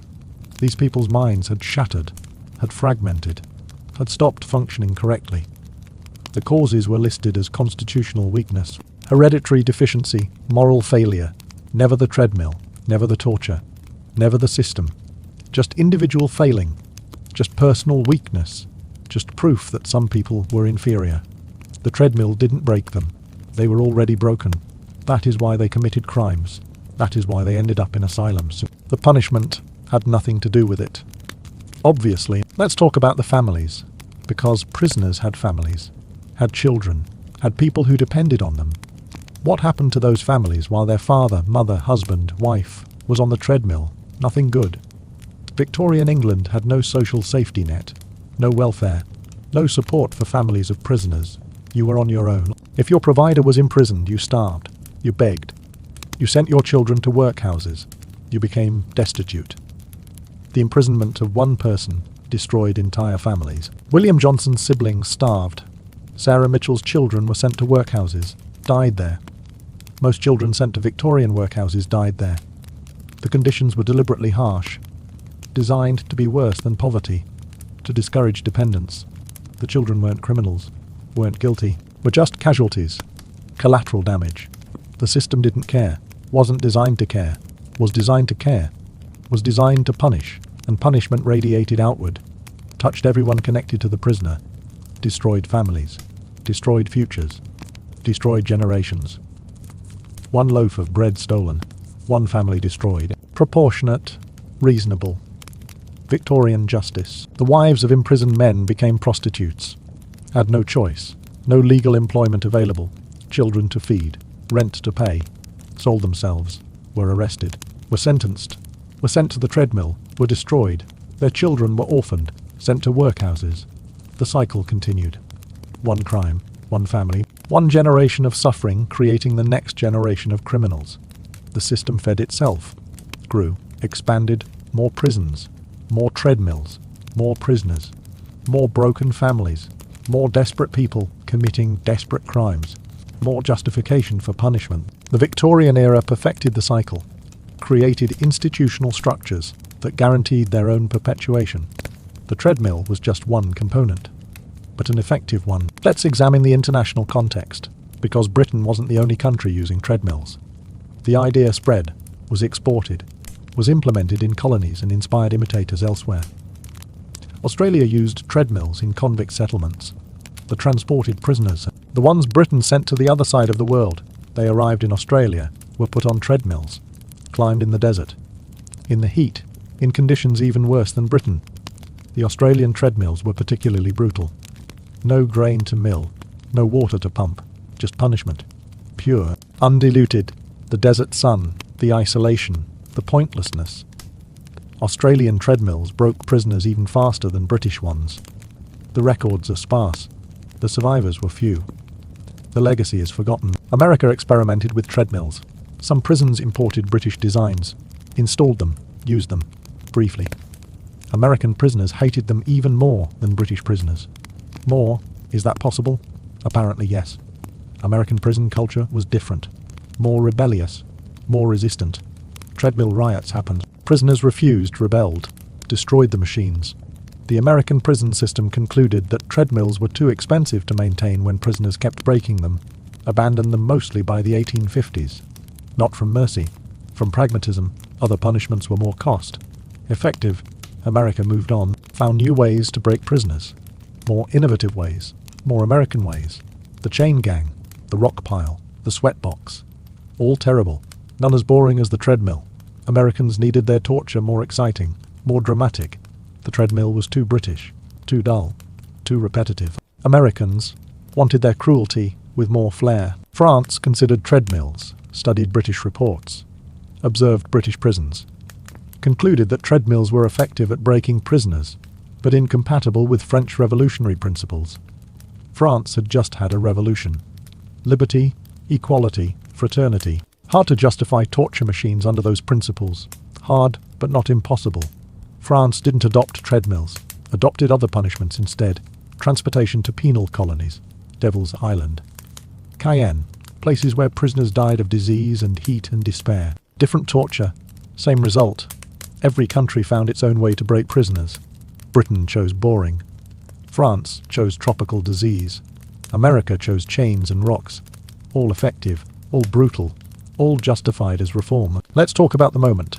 The moment psychology of treadmill punishment. Because we've covered the physical, we've covered the long term. But what about the immediate mental experience? What goes through your mind while you are climbing? In minute 5 you are thinking this isn't so bad. In minute 10 you are thinking this is hard. In minute 15 you are thinking I can stop soon. In minute 16 you learn you are only 1/16 done with the session. The despair hits immediately, crushingly, completely. You have 15 more intervals today, you have the same tomorrow. And the next day, and the next, the math destroys you. The calculation of suffering, the quantification of endurance. You can't comprehend it, can't process it, your mind rejects it. Can't be true, can't be possible, but it is. And you are only in minute 16. Hour 2. You are not thinking anymore.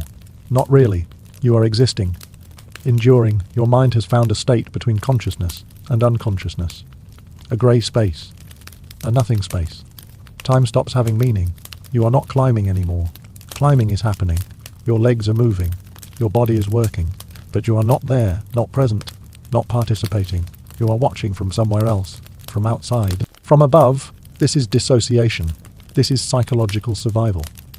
This is what minds do when reality is unbearable. They leave. They abandon the body to its suffering, while consciousness retreats to somewhere safer, somewhere imaginary, somewhere else. You are not on the treadmill anymore. You are home. You are free. You are anywhere but here. The body climbs, the mind escapes, the person fractures, splits, becomes two things. The suffering body and the fled consciousness. This split never fully heals, never fully rejoins. You'll be fractured forever. The treadmill does this. Splits people into pieces, leaves them unable to fully inhabit themselves again. Hour 5, you don't exist anymore, not as a coherent entity. You are just sensation, pain in the knees, burning in the lungs, ache in the back, trembling in the legs. No thoughts, no self, no identity, just body, just suffering, just the step and the climb and the endless repetition. You've become the machine, become part of the wheel, become a component. This is the goal. This is what the treadmill is designed to achieve. The complete erasure of personhood. The reduction of human to mechanism. You are not being reformed. You are being unmade, being deconstructed, being reduced to the minimum necessary to keep climbing. Everything else is stripped away. Personality, individuality, humanity, gone. Just the climber remains. Just the function. Just the output. Hour 8. It ends. You don't feel relief. Don't feel anything. You are empty. Void. The whistle blows. You step off. You collapse. This is routine. This is expected. This is normal.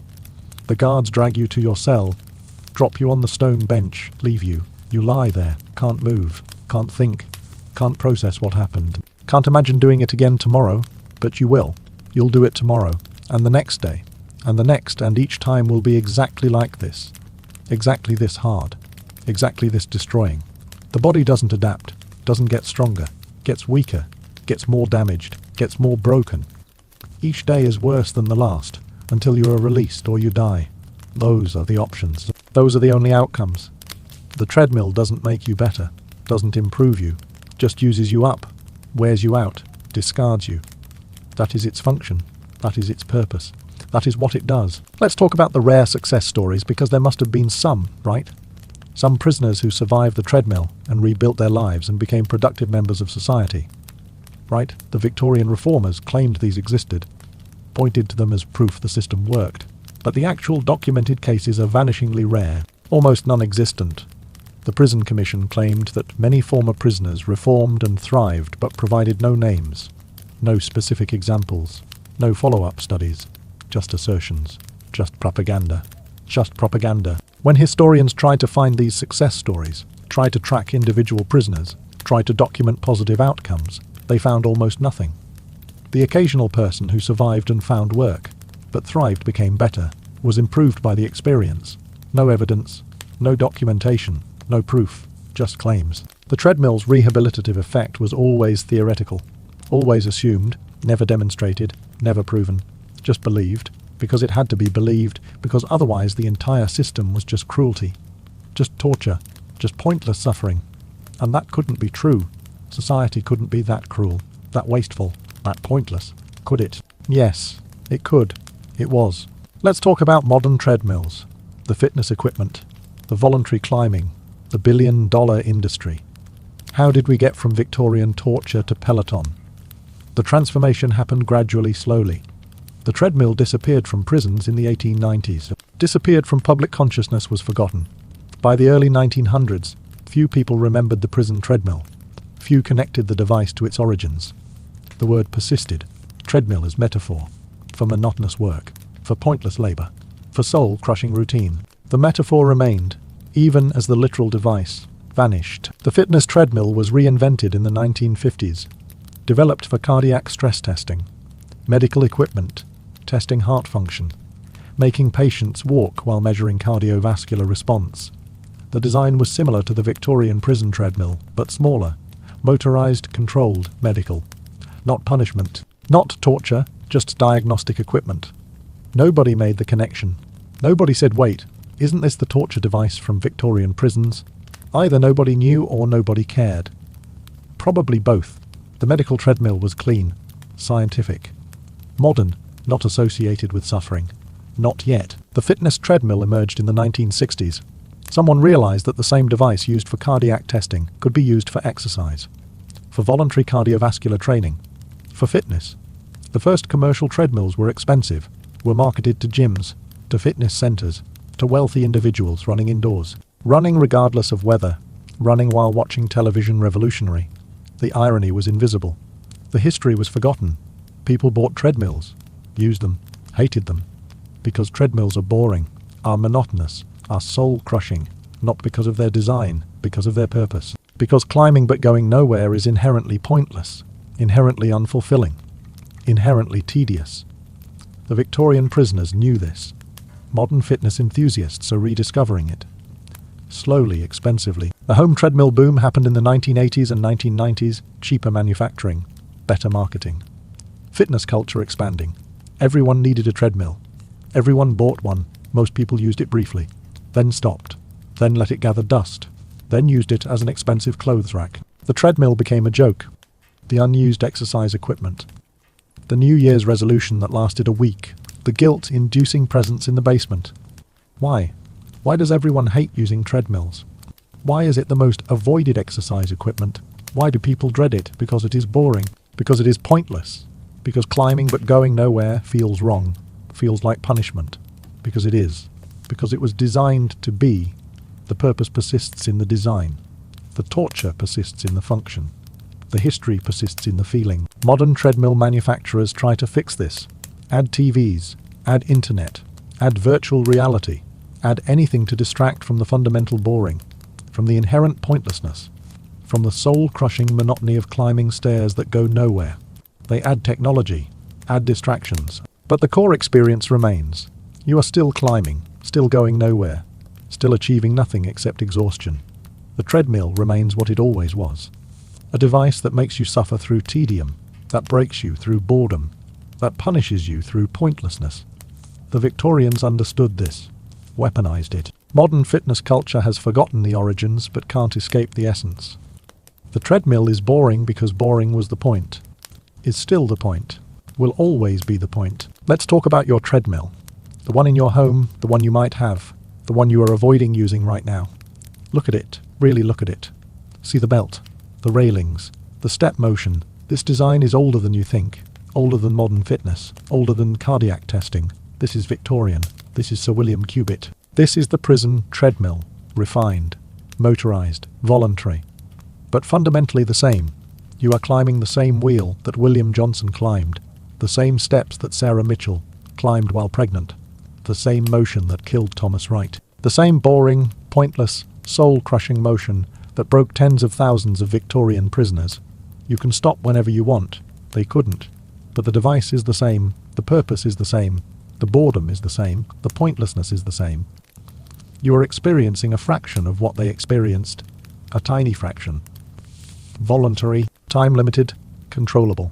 And you still hate it. You still find it unbearable. You still quit after 20 minutes. They did 8 hours every day, for months, for years. Try to imagine that. You can't. Nobody can. The scale of suffering is incomprehensible. But the essence is there. In your basement, in your unused treadmill, in the device you avoid, in the machine that makes you suffer through boredom. That is the treadmill. That is what it does. That is what it is always done. Boring, brutal, both, forever. Let's talk about what this means. What the treadmill tells us about humans, about society, about punishment, about ourselves. The treadmill was effective not because it was painful. Pain is temporary. Pain ends. The body adapts to pain, becomes numb. The treadmill was effective because it was boring, because boredom doesn't end, doesn't adapt, doesn't numb. Boredom accumulates, intensifies, becomes unbearable. The human mind needs stimulation, needs variety, needs meaning. The treadmill provided none of these. Just repetition, just monotony, just pointlessness. This broke people more effectively than whips, more thoroughly than chains, more completely than any physical torture. The Victorians discovered something profound, something dark, something we've spent a century trying to forget. The most effective way to destroy a person is to make them bored, to make their suffering meaningless, to make their effort pointless, to trap them in repetition without purpose. That is the lesson. That is what the treadmill teaches. That is what Victorian England discovered and modern fitness culture has accidentally preserved. Society hasn't changed as much as we think. We still use pointless repetition as punishment. Prison labour still exists. Still makes inmates perform meaningless tasks. Still breaks people through boredom. We've just renamed it, called it rehabilitation, called it work programs, called it anything except what it is, which is the treadmill, which is Sir William Cubitt's invention, which is Victorian torture preserved through institutional inertia. We think we're more civilized, more humane, more enlightened. We're not. We've just gotten better at hiding the cruelty, at justifying the suffering, at pretending it is something else. The treadmill reveals this, exposes this, shows us what we've always been, what we still are, what we'll probably always be. People who use boring to break other people, who use pointlessness as punishment, who use monotony as torture. The treadmill is us, is humanity, is what we do when we decide someone deserves to suffer. We make them bored, we make them pointless, we make them climb stairs that go nowhere until they break. That is the truth. That is the lesson. That is what the boring, brutal history of the treadmill teaches.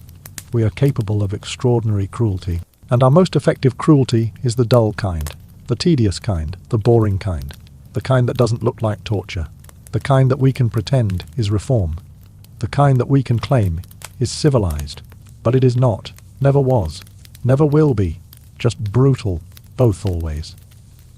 That is the treadmill, that is us. That is the history we can't escape, and the future we keep repeating. Let's return to the you on the treadmill, because you've tried it. Everyone has. You step on, you start the belt, you begin walking, then jogging, then running. 5 minutes in, you are fine. 10 minutes you are bored. 15 minutes you are checking the timer constantly. 20 minutes you are done. You stop. You step off. You are proud that you lasted 20 minutes. You tell yourself you'll do better next time. You won't. Next time will be the same, or shorter, because the treadmill is undefeatable. Not physically, mentally. The boredom is insurmountable. The pointlessness is overwhelming. The feeling of going nowhere while moving is psychologically intolerable. Your mind rejects it, rebels against it, demands you stop, and you do, because you can, because you are free, because this is voluntary. But imagine if it wasn't. Imagine if you couldn't stop. Imagine 20 minutes, stretched to 8 hours. Imagine doing it every day. Imagine it being your only reality. You can't imagine it. Your mind won't let you. The horror is too complete, too incomprehensible, too boring. That is the key. The horror is boring. The torture is tedious. The worst suffering is dull. That is what makes it unbearable. That is what makes it effective. That is what makes it the treadmill. Think about the last time you were bored, really bored. Waiting room bored, DMV bored, stuck in traffic bored. How long did it last? 20 minutes, an hour, 2 hours maximum. Now multiply that by 4, that is 1 8-hour shift on the treadmill. Now multiply that by your sentence length. 6 months is 180 days, 188-hour shifts, 1,440 hours of climbing, 86,400 minutes of boredom, 518,400 seconds of pointless repetition. The numbers are incomprehensible. The reality is worse, because experiencing boredom for 518,400 seconds isn't just arithmetic. It is psychological destruction. It is the slow erosion of everything that makes you human. Your sense of time, your sense of self, your sense of meaning. All eroded, all destroyed, all ground down by the wheel, by the step, by the endless, pointless, soul-crushing climb to nowhere. The treadmill was designed by someone who understood boredom, who understood its power, who understood that humans will choose physical pain over mental tedium. There is research on this now. Modern psychological studies. People given the choice between sitting quietly with their thoughts and giving themselves electric shocks. Most choose the shock, prefer pain to boredom, prefer sensation to monotony, prefer anything to nothing. The Victorian prison authorities didn't have the research, didn't have the studies, didn't have the psychological vocabulary, but they understood. Intuitively, experientially, they knew that boredom breaks people, that pointlessness destroys, that monotony is unbearable. So they built a machine that was pure boredom, pure pointlessness, pure monotony, and called it reform, called it justice, called it civilization. And it worked, not at reforming, but at breaking, at destroying, at making people so desperate to avoid it that they'd accept any alternative, any job, any condition, any life, anything except the treadmill. That is the goal. That is the function. That is the purpose. Make people so broken by boredom that they'll accept being unbroken anywhere else. That is social control. That is labor management. That is the system working as designed. Let's talk about specific days, specific shifts, specific moments on the treadmill that were documented, recorded, preserved in prison logs. The 15th of September, 1843, Coldbath Fields Prison, prisoner 127, name redacted, age 20, collapsed on the wheel during hour 6. Treatment listed as rest, punishment listed as resumed labor next day. What happened to prisoner 127? Did he survive his sentence? Did he recover? Did he become a success story or a casualty? The record doesn't say. Doesn't care. Just notes the collapse, the treatment, the resumption, the resumption. One line in a ledger, one moment in thousands, one person in tens of thousands, anonymous, forgotten, erased. Except for this one line, the 15th of September, 1843, prisoner 127 collapsed. That is all that remains. That is his legacy. That is his proof of existence. One moment of failure on the treadmill, preserved forever, in bureaucratic notation. The 3rd of March, 1851, Pentonville Prison. Female prisoner 42, age 19, gave birth on the treadmill. Yes, gave birth, went into labor during shift. Didn't report it. Reporting meant stopping. Stopping meant punishment. She kept climbing, kept working, kept trying to hide the labor pains until she couldn't, until the child emerged, on the treadmill while the wheel was turning. While other prisoners were climbing, the guards stopped the wheel, removed her, took her to the infirmary. The child died within an hour, never named, never registered, just noted in the log. Birth, death, Return to treadmill within 3 days. That is the entry. That is the record. That is what happened to female prisoner 42 and her unnamed child. The 3rd of March, 1851, Pentonville Prison. Documented. Real. Forgotten. The 22nd of July, 1838, Brixton Prison. Prisoner 89. Age 14, suicide attempt. Tried to throw himself off the wheel, tried to land wrong, tried to break his neck, failed, broke his leg instead, screamed. The guards beat him. Broken leg wasn't an excuse, wasn't a release. Just an injury. He recovered. 6 weeks later he was back on the wheel.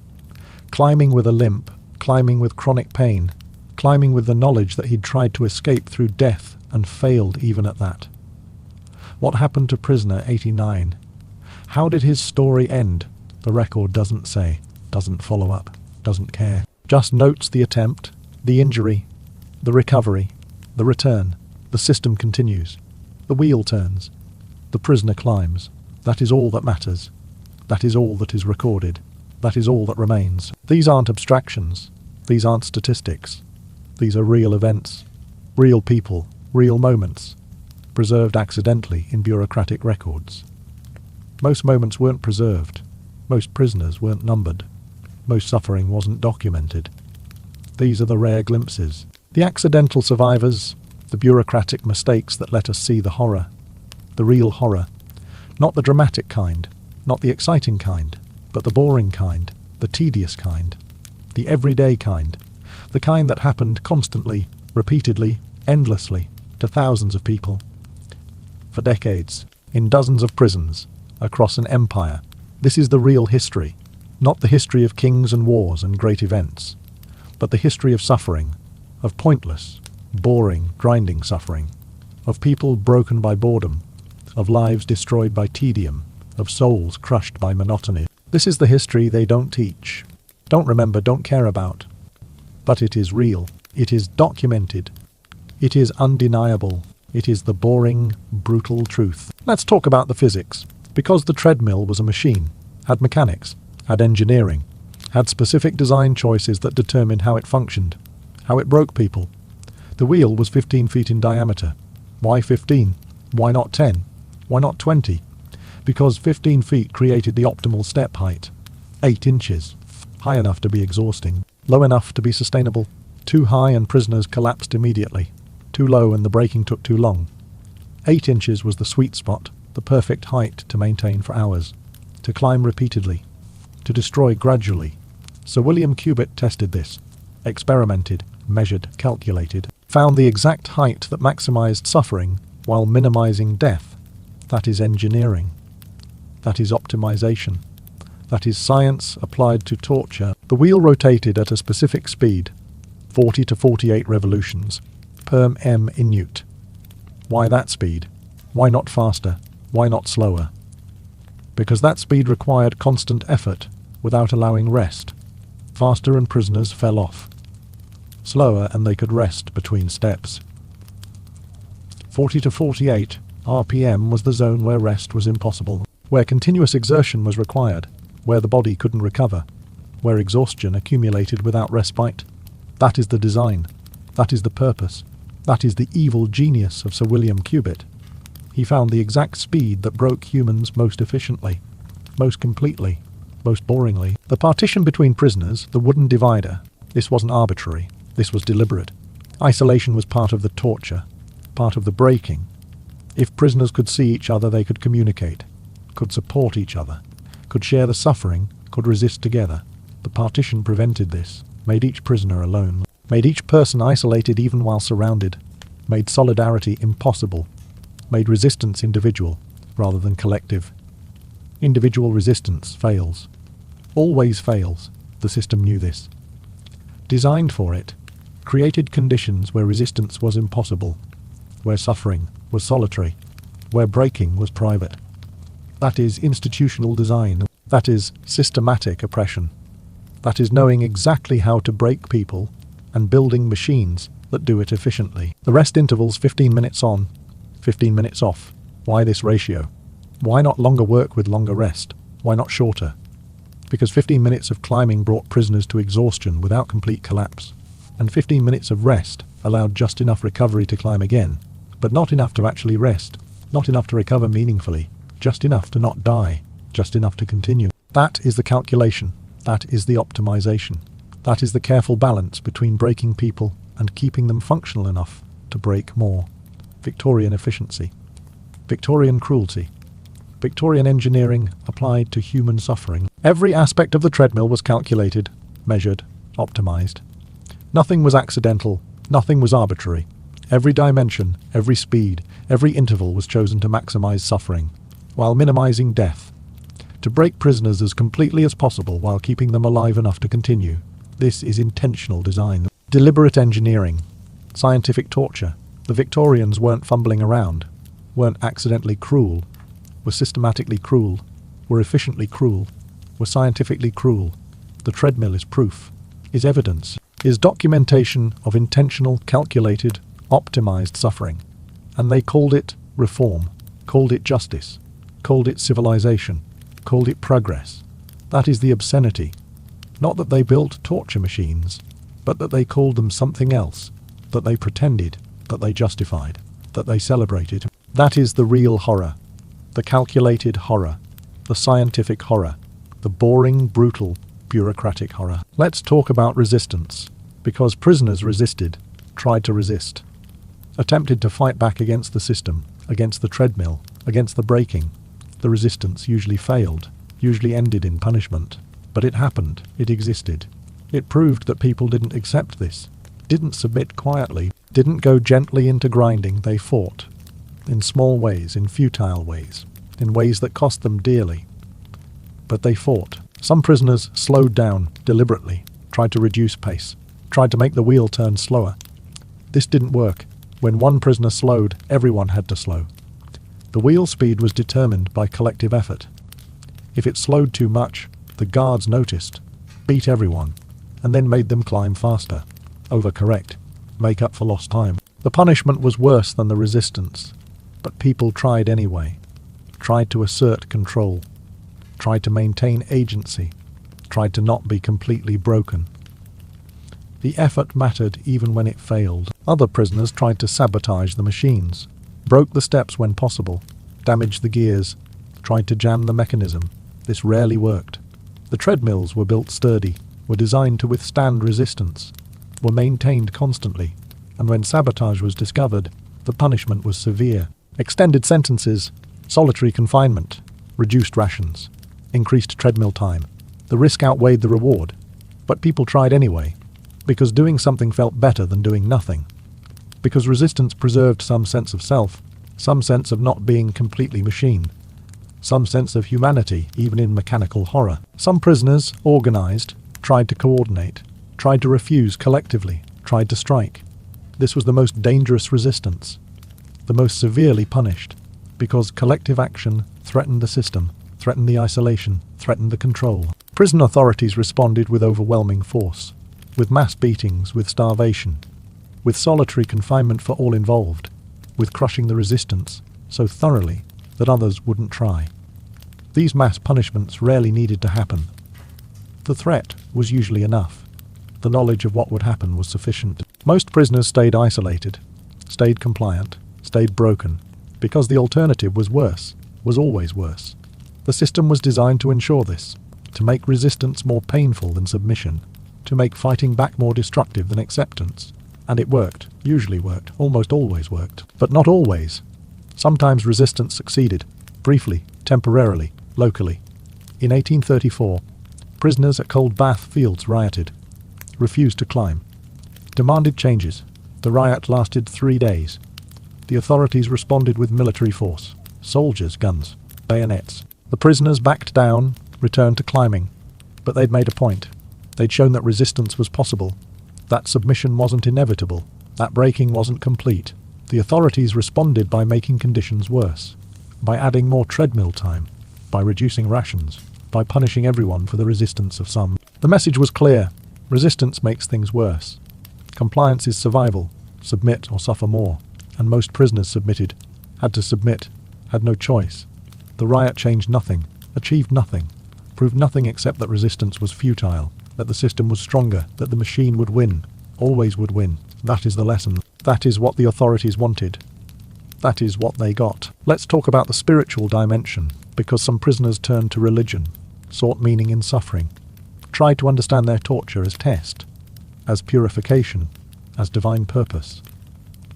The prison chaplains encouraged this, told prisoners that suffering was good, was cleansing, was preparation for salvation, that the treadmill was God's tool, that their breaking was spiritual refining, that pain was necessary, was beneficial, was loving. The theology was twisted, was cruel, was gaslighting disguised as spirituality. But some prisoners needed to believe, needed suffering to mean something, because meaningless suffering is unbearable. But meaningful suffering, that is endurable, that is survivable, that is something you can accept. The chaplains held services, preached to prisoners, told them to accept their punishment, to submit to authority, to see their suffering as God's will, to thank God for the opportunity to suffer, to praise the system that was breaking them. This was official prison policy, official religious doctrine, sanctioned by church and state. The sermons were mandatory. Attendance required. Prisoners climbed the treadmill, and then listened to chaplains tell them that climbing the treadmill was good, was holy, was loving. The psychological manipulation was complete. The spiritual abuse was total. The system captured not just bodies but souls, not just behavior but belief, not just compliance but gratitude. Some prisoners internalized this, believed it, thanked God for the treadmill, praised the system that destroyed them. That is the ultimate victory. Not just breaking people, but making them thank you for it. That is Victorian prison chaplaincy. That is spiritual torture.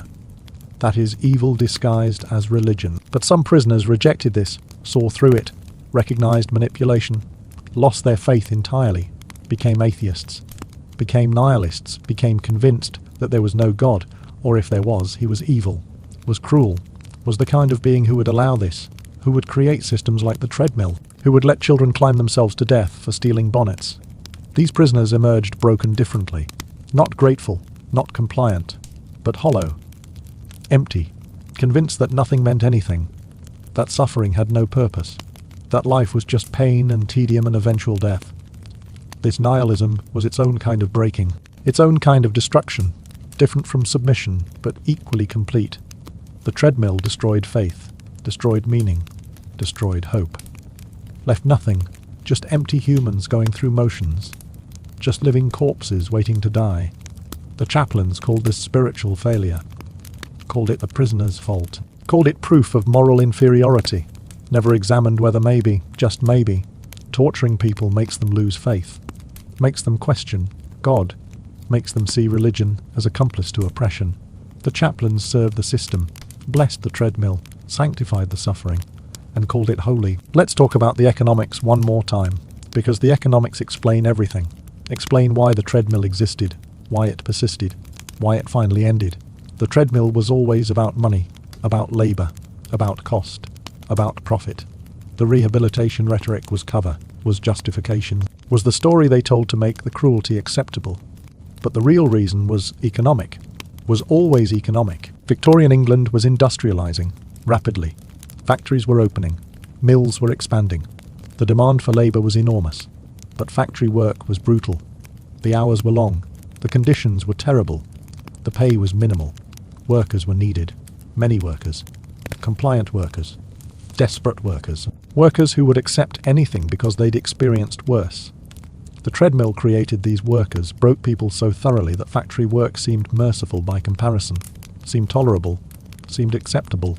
The treadmill set the baseline, established the floor, made everything else seem better by comparison. That is its economic function, that is its purpose in the labour market.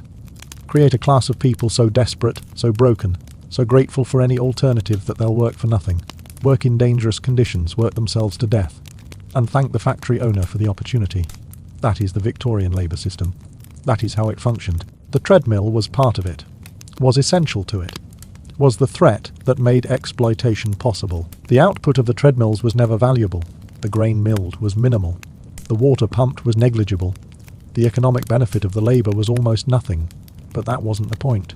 The point was the breaking, was creating compliant labour, was establishing the discipline of industrial time, of repetitive motion, of submission to machinery, of human bodies adapting to mechanical rhythms. The treadmill was training, was preparation, was breaking people into shapes that fit factory work, that accepted industrial discipline, that didn't resist, didn't complain, didn't organize, just worked, just submitted, just accepted. That is what factories needed. That is what the treadmill provided. Not grain, not water, but broken people ready to be exploited. That is the economics. That is the system. That is Victorian capitalism. When the treadmill ended, it wasn't because of moral awakening. It was because the industrial system had matured, had developed other methods of discipline, of control, of braking. Factories had their own mechanisms, their own ways of crushing dissent, their own systems of exploitation. The treadmill was no longer necessary, was redundant, was expensive relative to alternatives, so it ended. Not from mercy, from efficiency, from cold economic calculation. The system moved on, found new ways to break people, more subtle ways, more embedded ways, ways that didn't require visible machines, just invisible pressure, just economic desperation, just the threat of unemployment, of poverty, of starvation. These were more effective than treadmills, more sustainable, more acceptable, could be justified as freedom, as market forces, as natural consequences. Nobody had to build machines, nobody had to operate wheels, nobody had to be obviously cruel. The system did it automatically, did it invisibly, did it through structure rather than force. That is progress. That is evolution. That is the treadmill ending. Not because it was wrong, but because better methods emerged. And now, here we are. 21st century. Post-industrial. Service economy. Knowledge work. We're so far from the treadmill. So advanced. So civilized. Are we? Look around. Look at modern work. Look at warehouse workers. Amazon fulfillment centers. Walking 20 miles. Per shift. Monitored constantly. Timed constantly. Punished for slowness, for bathroom breaks, for being human. That is not the treadmill, that is worse. That is the treadmill perfected, made efficient, made invisible, made voluntary, because they can leave, right, can find other jobs. Except they can't, because other jobs are similar, or worse, or don't exist. So they stay, so they walk, so they climb, so they're broken, by boredom, by repetition, by pointlessness, by the same mechanisms that broke Victorian prisoners, just dressed up as employment, just called opportunity, just justified as progress. But it is the treadmill, still the treadmill, always the treadmill. We never left. We just stopped calling it prison. And then the treadmill became something else, became fitness equipment, became voluntary, became expensive, became something people buy and don't use. The irony is perfect. The circularity is complete. The device designed to break people through forced climbing became the device people buy to climb voluntarily. Nobody makes the connection. Nobody thinks about the Victorian prisoner climbing 8 hours before you climbed 15 minutes and quit. Nobody remembers that the treadmill was torture, was punishment, was suffering. It is fitness now. It is health. It is self-improvement. It is positive. The history is erased. The suffering is forgotten. The lesson is unlearned. But you remember now, you know now. The treadmill in your basement. The one gathering dust. The one you swore you'd use. The one you hate using. There is a reason you hate it.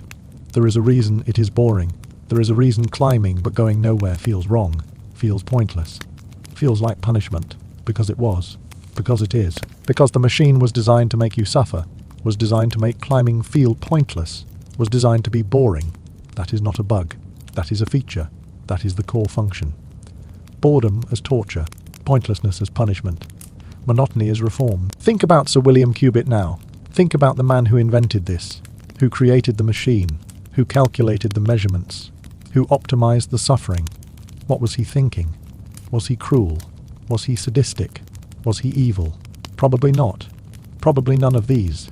He was probably ordinary, was probably well, meaning, probably thought he was helping, thought he was improving prison conditions, thought he was creating reform, thought idle prisoners were the problem, and productive labor was the solution. He thought he was fixing something, making things better, serving society. He was wrong, completely wrong, but he didn't know it.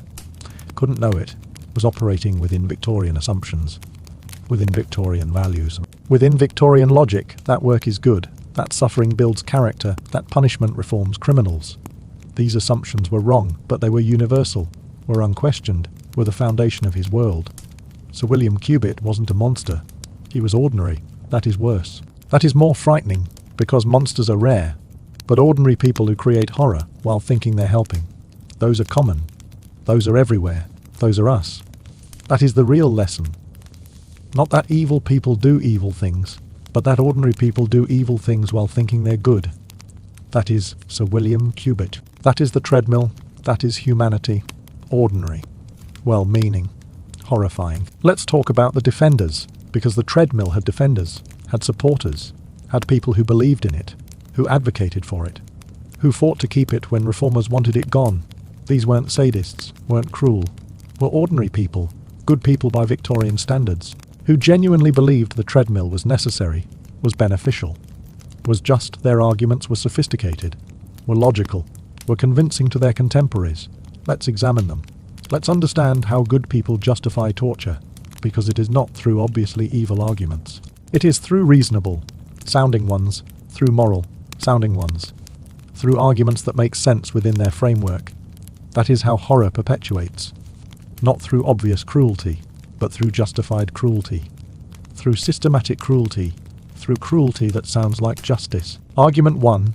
Idle prisoners are morally degraded. They need work, need purpose, need to be productive. Idleness corrupts. Labour reforms. Therefore, prisoners must work, must labour, must be productive. The treadmill provides this. Provides labour, provides productivity, provides reform through work. This argument sounds reasonable, has internal logic, makes sense if you accept the premise that work is inherently good, that labour builds character, that productivity creates morality. The Victorians accepted these premises, believed them deeply. So the argument worked, justified the treadmill, made it seem necessary, made it seem beneficial. Never mind that the labour was pointless, that the productivity was minimal, that the reform never happened. The argument sounded good. That was enough. Argument 2. Society must be protected. Crime must be deterred. Criminals must be punished severely enough that others won't commit crimes. The treadmill is severe, is difficult, is unpleasant. Therefore it deters crime, therefore it protects society. Therefore it is necessary. This argument also sounds reasonable, also has logic, also makes sense within certain assumptions. If punishment deters crime, if severity increases deterrence, if fear prevents wrongdoing, then harsh punishment is social protection, is public safety, is necessary for civilization. The problem is the assumptions are wrong. Harsh punishment doesn't deter crime, never has, never will. But the Victorians believed it did, needed to believe it did, because otherwise their entire criminal justice system was just cruelty, just vengeance, just pointless suffering. Easier to believe it worked, easier to believe it was necessary, easier to justify horror than to question it. Argument 3. Prisoners deserve to suffer. They committed crimes. They broke laws. They violated social order. Punishment should be unpleasant, should be difficult, should be something people want to avoid. The treadmill is all these things, therefore it is appropriate, therefore it is just, therefore it is moral. This argument is the most honest, the most direct, the most revealing, because it admits the purpose, admits that suffering is the goal, that pain is the point, that torture is intentional, but frames it as justice, as appropriate, as what criminals deserve. This argument is still used today, is still convincing to many people, is still the foundation of punitive justice. The problem is that deserve is subjective, is cultural, is based on values that might be wrong. Victorian England thought children deserved the treadmill for stealing food. We think that is monstrous. What do we think people deserve that future generations will find monstrous? The argument persists. The horror continues, just with different targets, different justifications, different forms. But the same logic, the same belief that some people deserve to suffer. That making them suffer is justice. That torture is moral, if it is legal. That is the argument. That is the defense. That is how good people justify evil, by calling it justice. These arguments worked, convinced people, kept the treadmill operating for decades. Not because people were stupid, not because they were evil, but because the arguments fit their worldview, matched their assumptions, confirmed their beliefs, made sense within their framework. That is how horror happened, not through obvious evil, but through sophisticated justification, through moral reasoning, through arguments that sound good to people who don't question fundamental assumptions. The treadmill was defended, was justified, was praised. by good people, by moral people, by people who thought they were making the world better. That is the lesson. That is the warning. That is what we need to remember. Because we're doing the same thing right now, in different ways with different systems. But the same logic, the same justifications, the same belief that our cruelty is necessary, is beneficial, is just we're defending our treadmills, whatever forms they take, whatever we call them. We're using the same arguments the Victorians used. We're making the same mistakes. We're creating the same horror. And we think we're right, think we're good, think we're just like they did, just like they were wrong, just like we are. Let's talk about memory, about how the treadmill is remembered, or rather, how it is forgotten. Because collective memory is selective. Society remembers what it wants, forgets what is inconvenient. The treadmill is inconvenient, is embarrassing, is evidence of Victorian cruelty, of British injustice, of systematic torture. So it is forgotten, is minimised, is erased from popular history. You learn about Victorian England in school, about the Industrial Revolution, about the British Empire, about progress and expansion and civilization. You don't learn about the treadmill. Don't learn about children climbing themselves to death. Don't learn about pregnant women miscarrying on the wheel. Don't learn about the systematic breaking of tens of thousands of people through boredom. Why not? Because it is uncomfortable, because it complicates the narrative, because it reveals that Victorian civilization was built on torture, that British progress required breaking people, that the empire maintained order through systematic cruelty. That is not the story we tell, not the history we remember, not the past we celebrate. So the treadmill is forgotten, is a footnote, is an interesting historical oddity rather than systematic horror. That is how memory works. That is how history gets sanitized. That is how horror gets erased. But forgetting is dangerous, because forgotten horror repeats, different forms, same essence. We forgot the treadmill, so we recreated it. In factories, in warehouses, in modern work, we forgot that breaking people through boredom is torture, so we do it again. Call it employment, call it productivity, call it progress. We forgot that pointless repetition destroys humans, so we structure society around it, around monotony, around meaninglessness, around the grinding, boring, soul-crushing routine that the treadmill perfected. We forgot the lesson, so we're repeating the mistake, on a larger scale, more efficiently, more invisibly, but the same fundamental horror, the same systematic breaking, the same torture through tedium, and we think it is normal, think it is necessary, think it is just how things are. Just like the Victorians thought the treadmill was normal, was necessary, was just how prisons worked. We're them, they're us. The only difference is 2 centuries, but the logic is the same. The justifications are the same. The horror is the same, just renamed, reframed, forgotten and repeated. The next time you step on a treadmill, the next time you start climbing, the next time you are bored after 5 minutes and want to quit, remember the Victorian prisoner. Remember William Johnson dying at 16. Remember Sarah Mitchell losing her child. Remember Emma Price at 11 years old. Remember Thomas Wright's failing heart. Remember 8 hours of daily climbing. Remember the knee damage, the exhaustion, the pointlessness. Remember that you can stop, that you have choice, that your climbing is voluntary, and feel grateful, feel lucky, feel privileged, because for 80 years prisoners didn't have choice, didn't have stopping, didn't have anything except the wheel and the step and the endless, boring, soul-crushing repetition. They climbed so you wouldn't have to. Or rather, they climbed because society wanted them broken, and they were, thoroughly, permanently, boringly. The most brutal torture isn't exciting, isn't dramatic, isn't the stuff of movies. It is dull, it is repetitive, it is boring, it is the treadmill. It is climbing 4 vertical miles daily and achieving nothing except damage. That is the history. That is the truth. That is why your treadmill feels wrong. Because it is. Because it was. Because some machines carry their history in their design, in their function. In the feeling they create, the treadmill makes you suffer, makes you bored, makes you want to stop. Working as intended, working as designed. Working exactly as Sir William Cubitt planned. Boring, brutal, both always. That is the treadmill. That is the prison treadmill. That is the boring but brutal history that everyone forgot, but everyone repeats. That is humanity's capacity for cruelty, disguised as reform. That is systematic torture justified as justice. That is the machine that broke tens of thousands of people and then became a fitness product. That is the wheel that went from torture device to luxury good. That is the history you now know. That you can't unknow.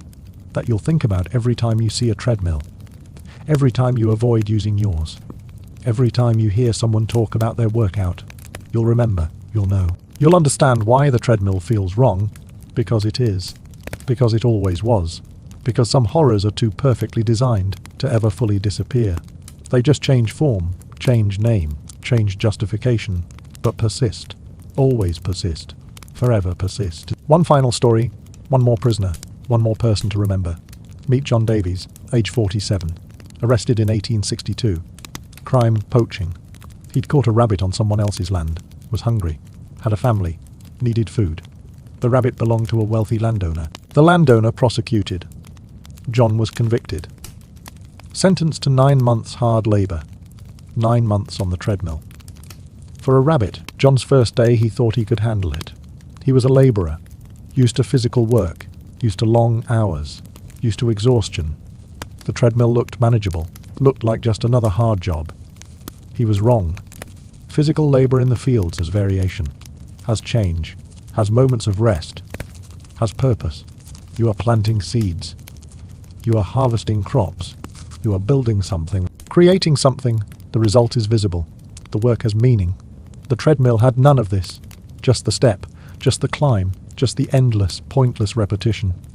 By hour 3, John understood. This wasn't like other work. This was something else. Something designed to break rather than build. Something that destroyed rather than created. Something that took everything and gave nothing back. John survived his 9 months. Barely. His knees were destroyed. His spirit was crushed. His family had fallen apart while he was gone. His wife had died. Couldn't support the children alone. They'd been sent to different workhouses. John was released. Tried to find his children. Couldn't. The workhouse records were incomplete. The children had been moved, reassigned, lost in the system. John searched for years. Died never finding them. Never knowing what happened to them. Never seeing them again. For a rabbit. For trying to feed his family. For being poor in a society that criminalized poverty. John died alone, broken, destroyed by the treadmill and what it represented. By the system that valued property over people. That valued order over mercy. That valued punishment over justice. That is John Davies. That is one more victim. That is one more person destroyed by the boring, brutal machine called progress. Multiply John by thousands, by tens of thousands. Each one a person, each one a life, each one destroyed, some completely, some partially, all permanently. The treadmill didn't just punish crimes. It punished poverty. It punished desperation. It punished being human in a system that demanded compliance, that demanded submission, that demanded accepting conditions that shouldn't be accepted. The treadmill was the threat, the baseline, the worst case, the thing you avoided at all costs. And because you avoided it, you accepted everything else. Accepted low wages. Accepted dangerous conditions. Accepted exploitation. Accepted being broken differently. Because at least it wasn't the treadmill. At least it wasn't that. That is how the system worked. That is how control functioned. Through fear. Through breaking some people completely to keep others compliant. Through making the alternative so horrifying that anything else seemed tolerable. That is the treadmill's legacy. Not the people it broke, but the people it threatened.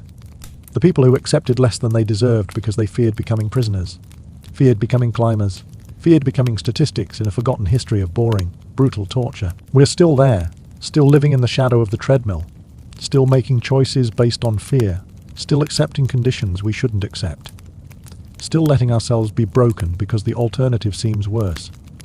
The specific treadmill is gone, but the principle remains. The threat remains. The system remains. We've just gotten better at hiding it, at disguising it, at calling it something else. But it is the same. Always the same. Break people until they accept being broken, until they're grateful for any alternative, until they thank you for the opportunity to suffer differently. That is the system. That is humanity. That is what we do. What we've always done. What we'll probably keep doing. Unless we remember. Unless we learn. Unless we see the treadmill for what it was, what it is. What it represents, systematic, boring, brutal. justified, normal, accepted. That is the horror. Not that it was exceptional, that it was ordinary, that it was business as usual, that it was how things worked, that nobody thought it was strange, nobody questioned it. Nobody saw it as the torture it was, just saw it as necessary, as reform, as justice, as civilization. That is what you are remembering now. That is what you can't unknow. That ordinary people, good people, moral people, created and operated and defended a torture machine for 80 years across an empire, affecting tens of thousands of people, and called it reform, called it improvement, called it probement. Right now, with different machines, different system, different justifications, but the same logic, the same belief that suffering is necessary, that breaking people improves them, that torture is acceptable if you call it something else. That is the lesson. That is the warning. That is what the boring, brutal history of the treadmill teaches. We're capable of extraordinary cruelty. We're capable of systematic torture. We're capable of breaking people and calling it help. We're capable of creating horror and calling it civilization. We've done it before. We're doing it now. We'll do it again. Unless we remember, unless we learn, unless we understand that boring doesn't mean acceptable, that systematic doesn't mean right, that normal doesn't mean good, that legal doesn't mean just, that calling something reform doesn't make it reform, that torture is torture, even when it is boring. Especially when it is boring, that is the truth. That is the history. That is the lesson from the prison treadmill. The treadmill is still with us, in museums now. A few survived, preserved as historical artifacts, curiosities, objects that provoke questions. How could anyone? Why would they? What were they thinking? The museum plaques explain, briefly, cleanly, sanitized. They mention rehabilitation, mention labor, mention Victorian justice. They don't mention the screaming, don't mention the collapsing, don't mention children climbing themselves to death, don't mention pregnant women miscarrying on the wheel, don't mention the systematic, intentional, calculated breaking of human beings through boredom. Don't mention that boring was the point. That pointlessness was the mechanism, that monotony was the torture. They just say it was hard labor, was punishment, was how things were done. Move along. Next exhibit. Nothing to see here. Just an interesting historical artifact. Just a curiosity. Just a wheel. Nothing more. But it is more. So much more. It is evidence. Proof. Documentation of what humans will do to other humans when given the power. When given the justification. When given the system that makes cruelty normal. The treadmill isn't past. Isn't history. Isn't over.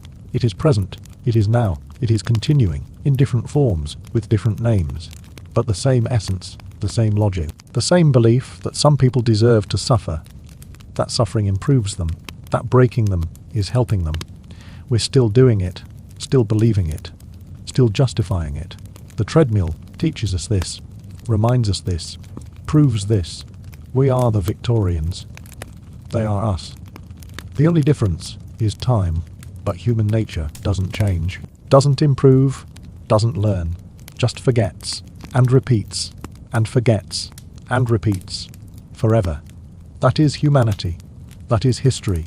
That is the boring, brutal truth. So the next time you're on a treadmill, your voluntary treadmill, your fitness treadmill, your basement treadmill, remember this.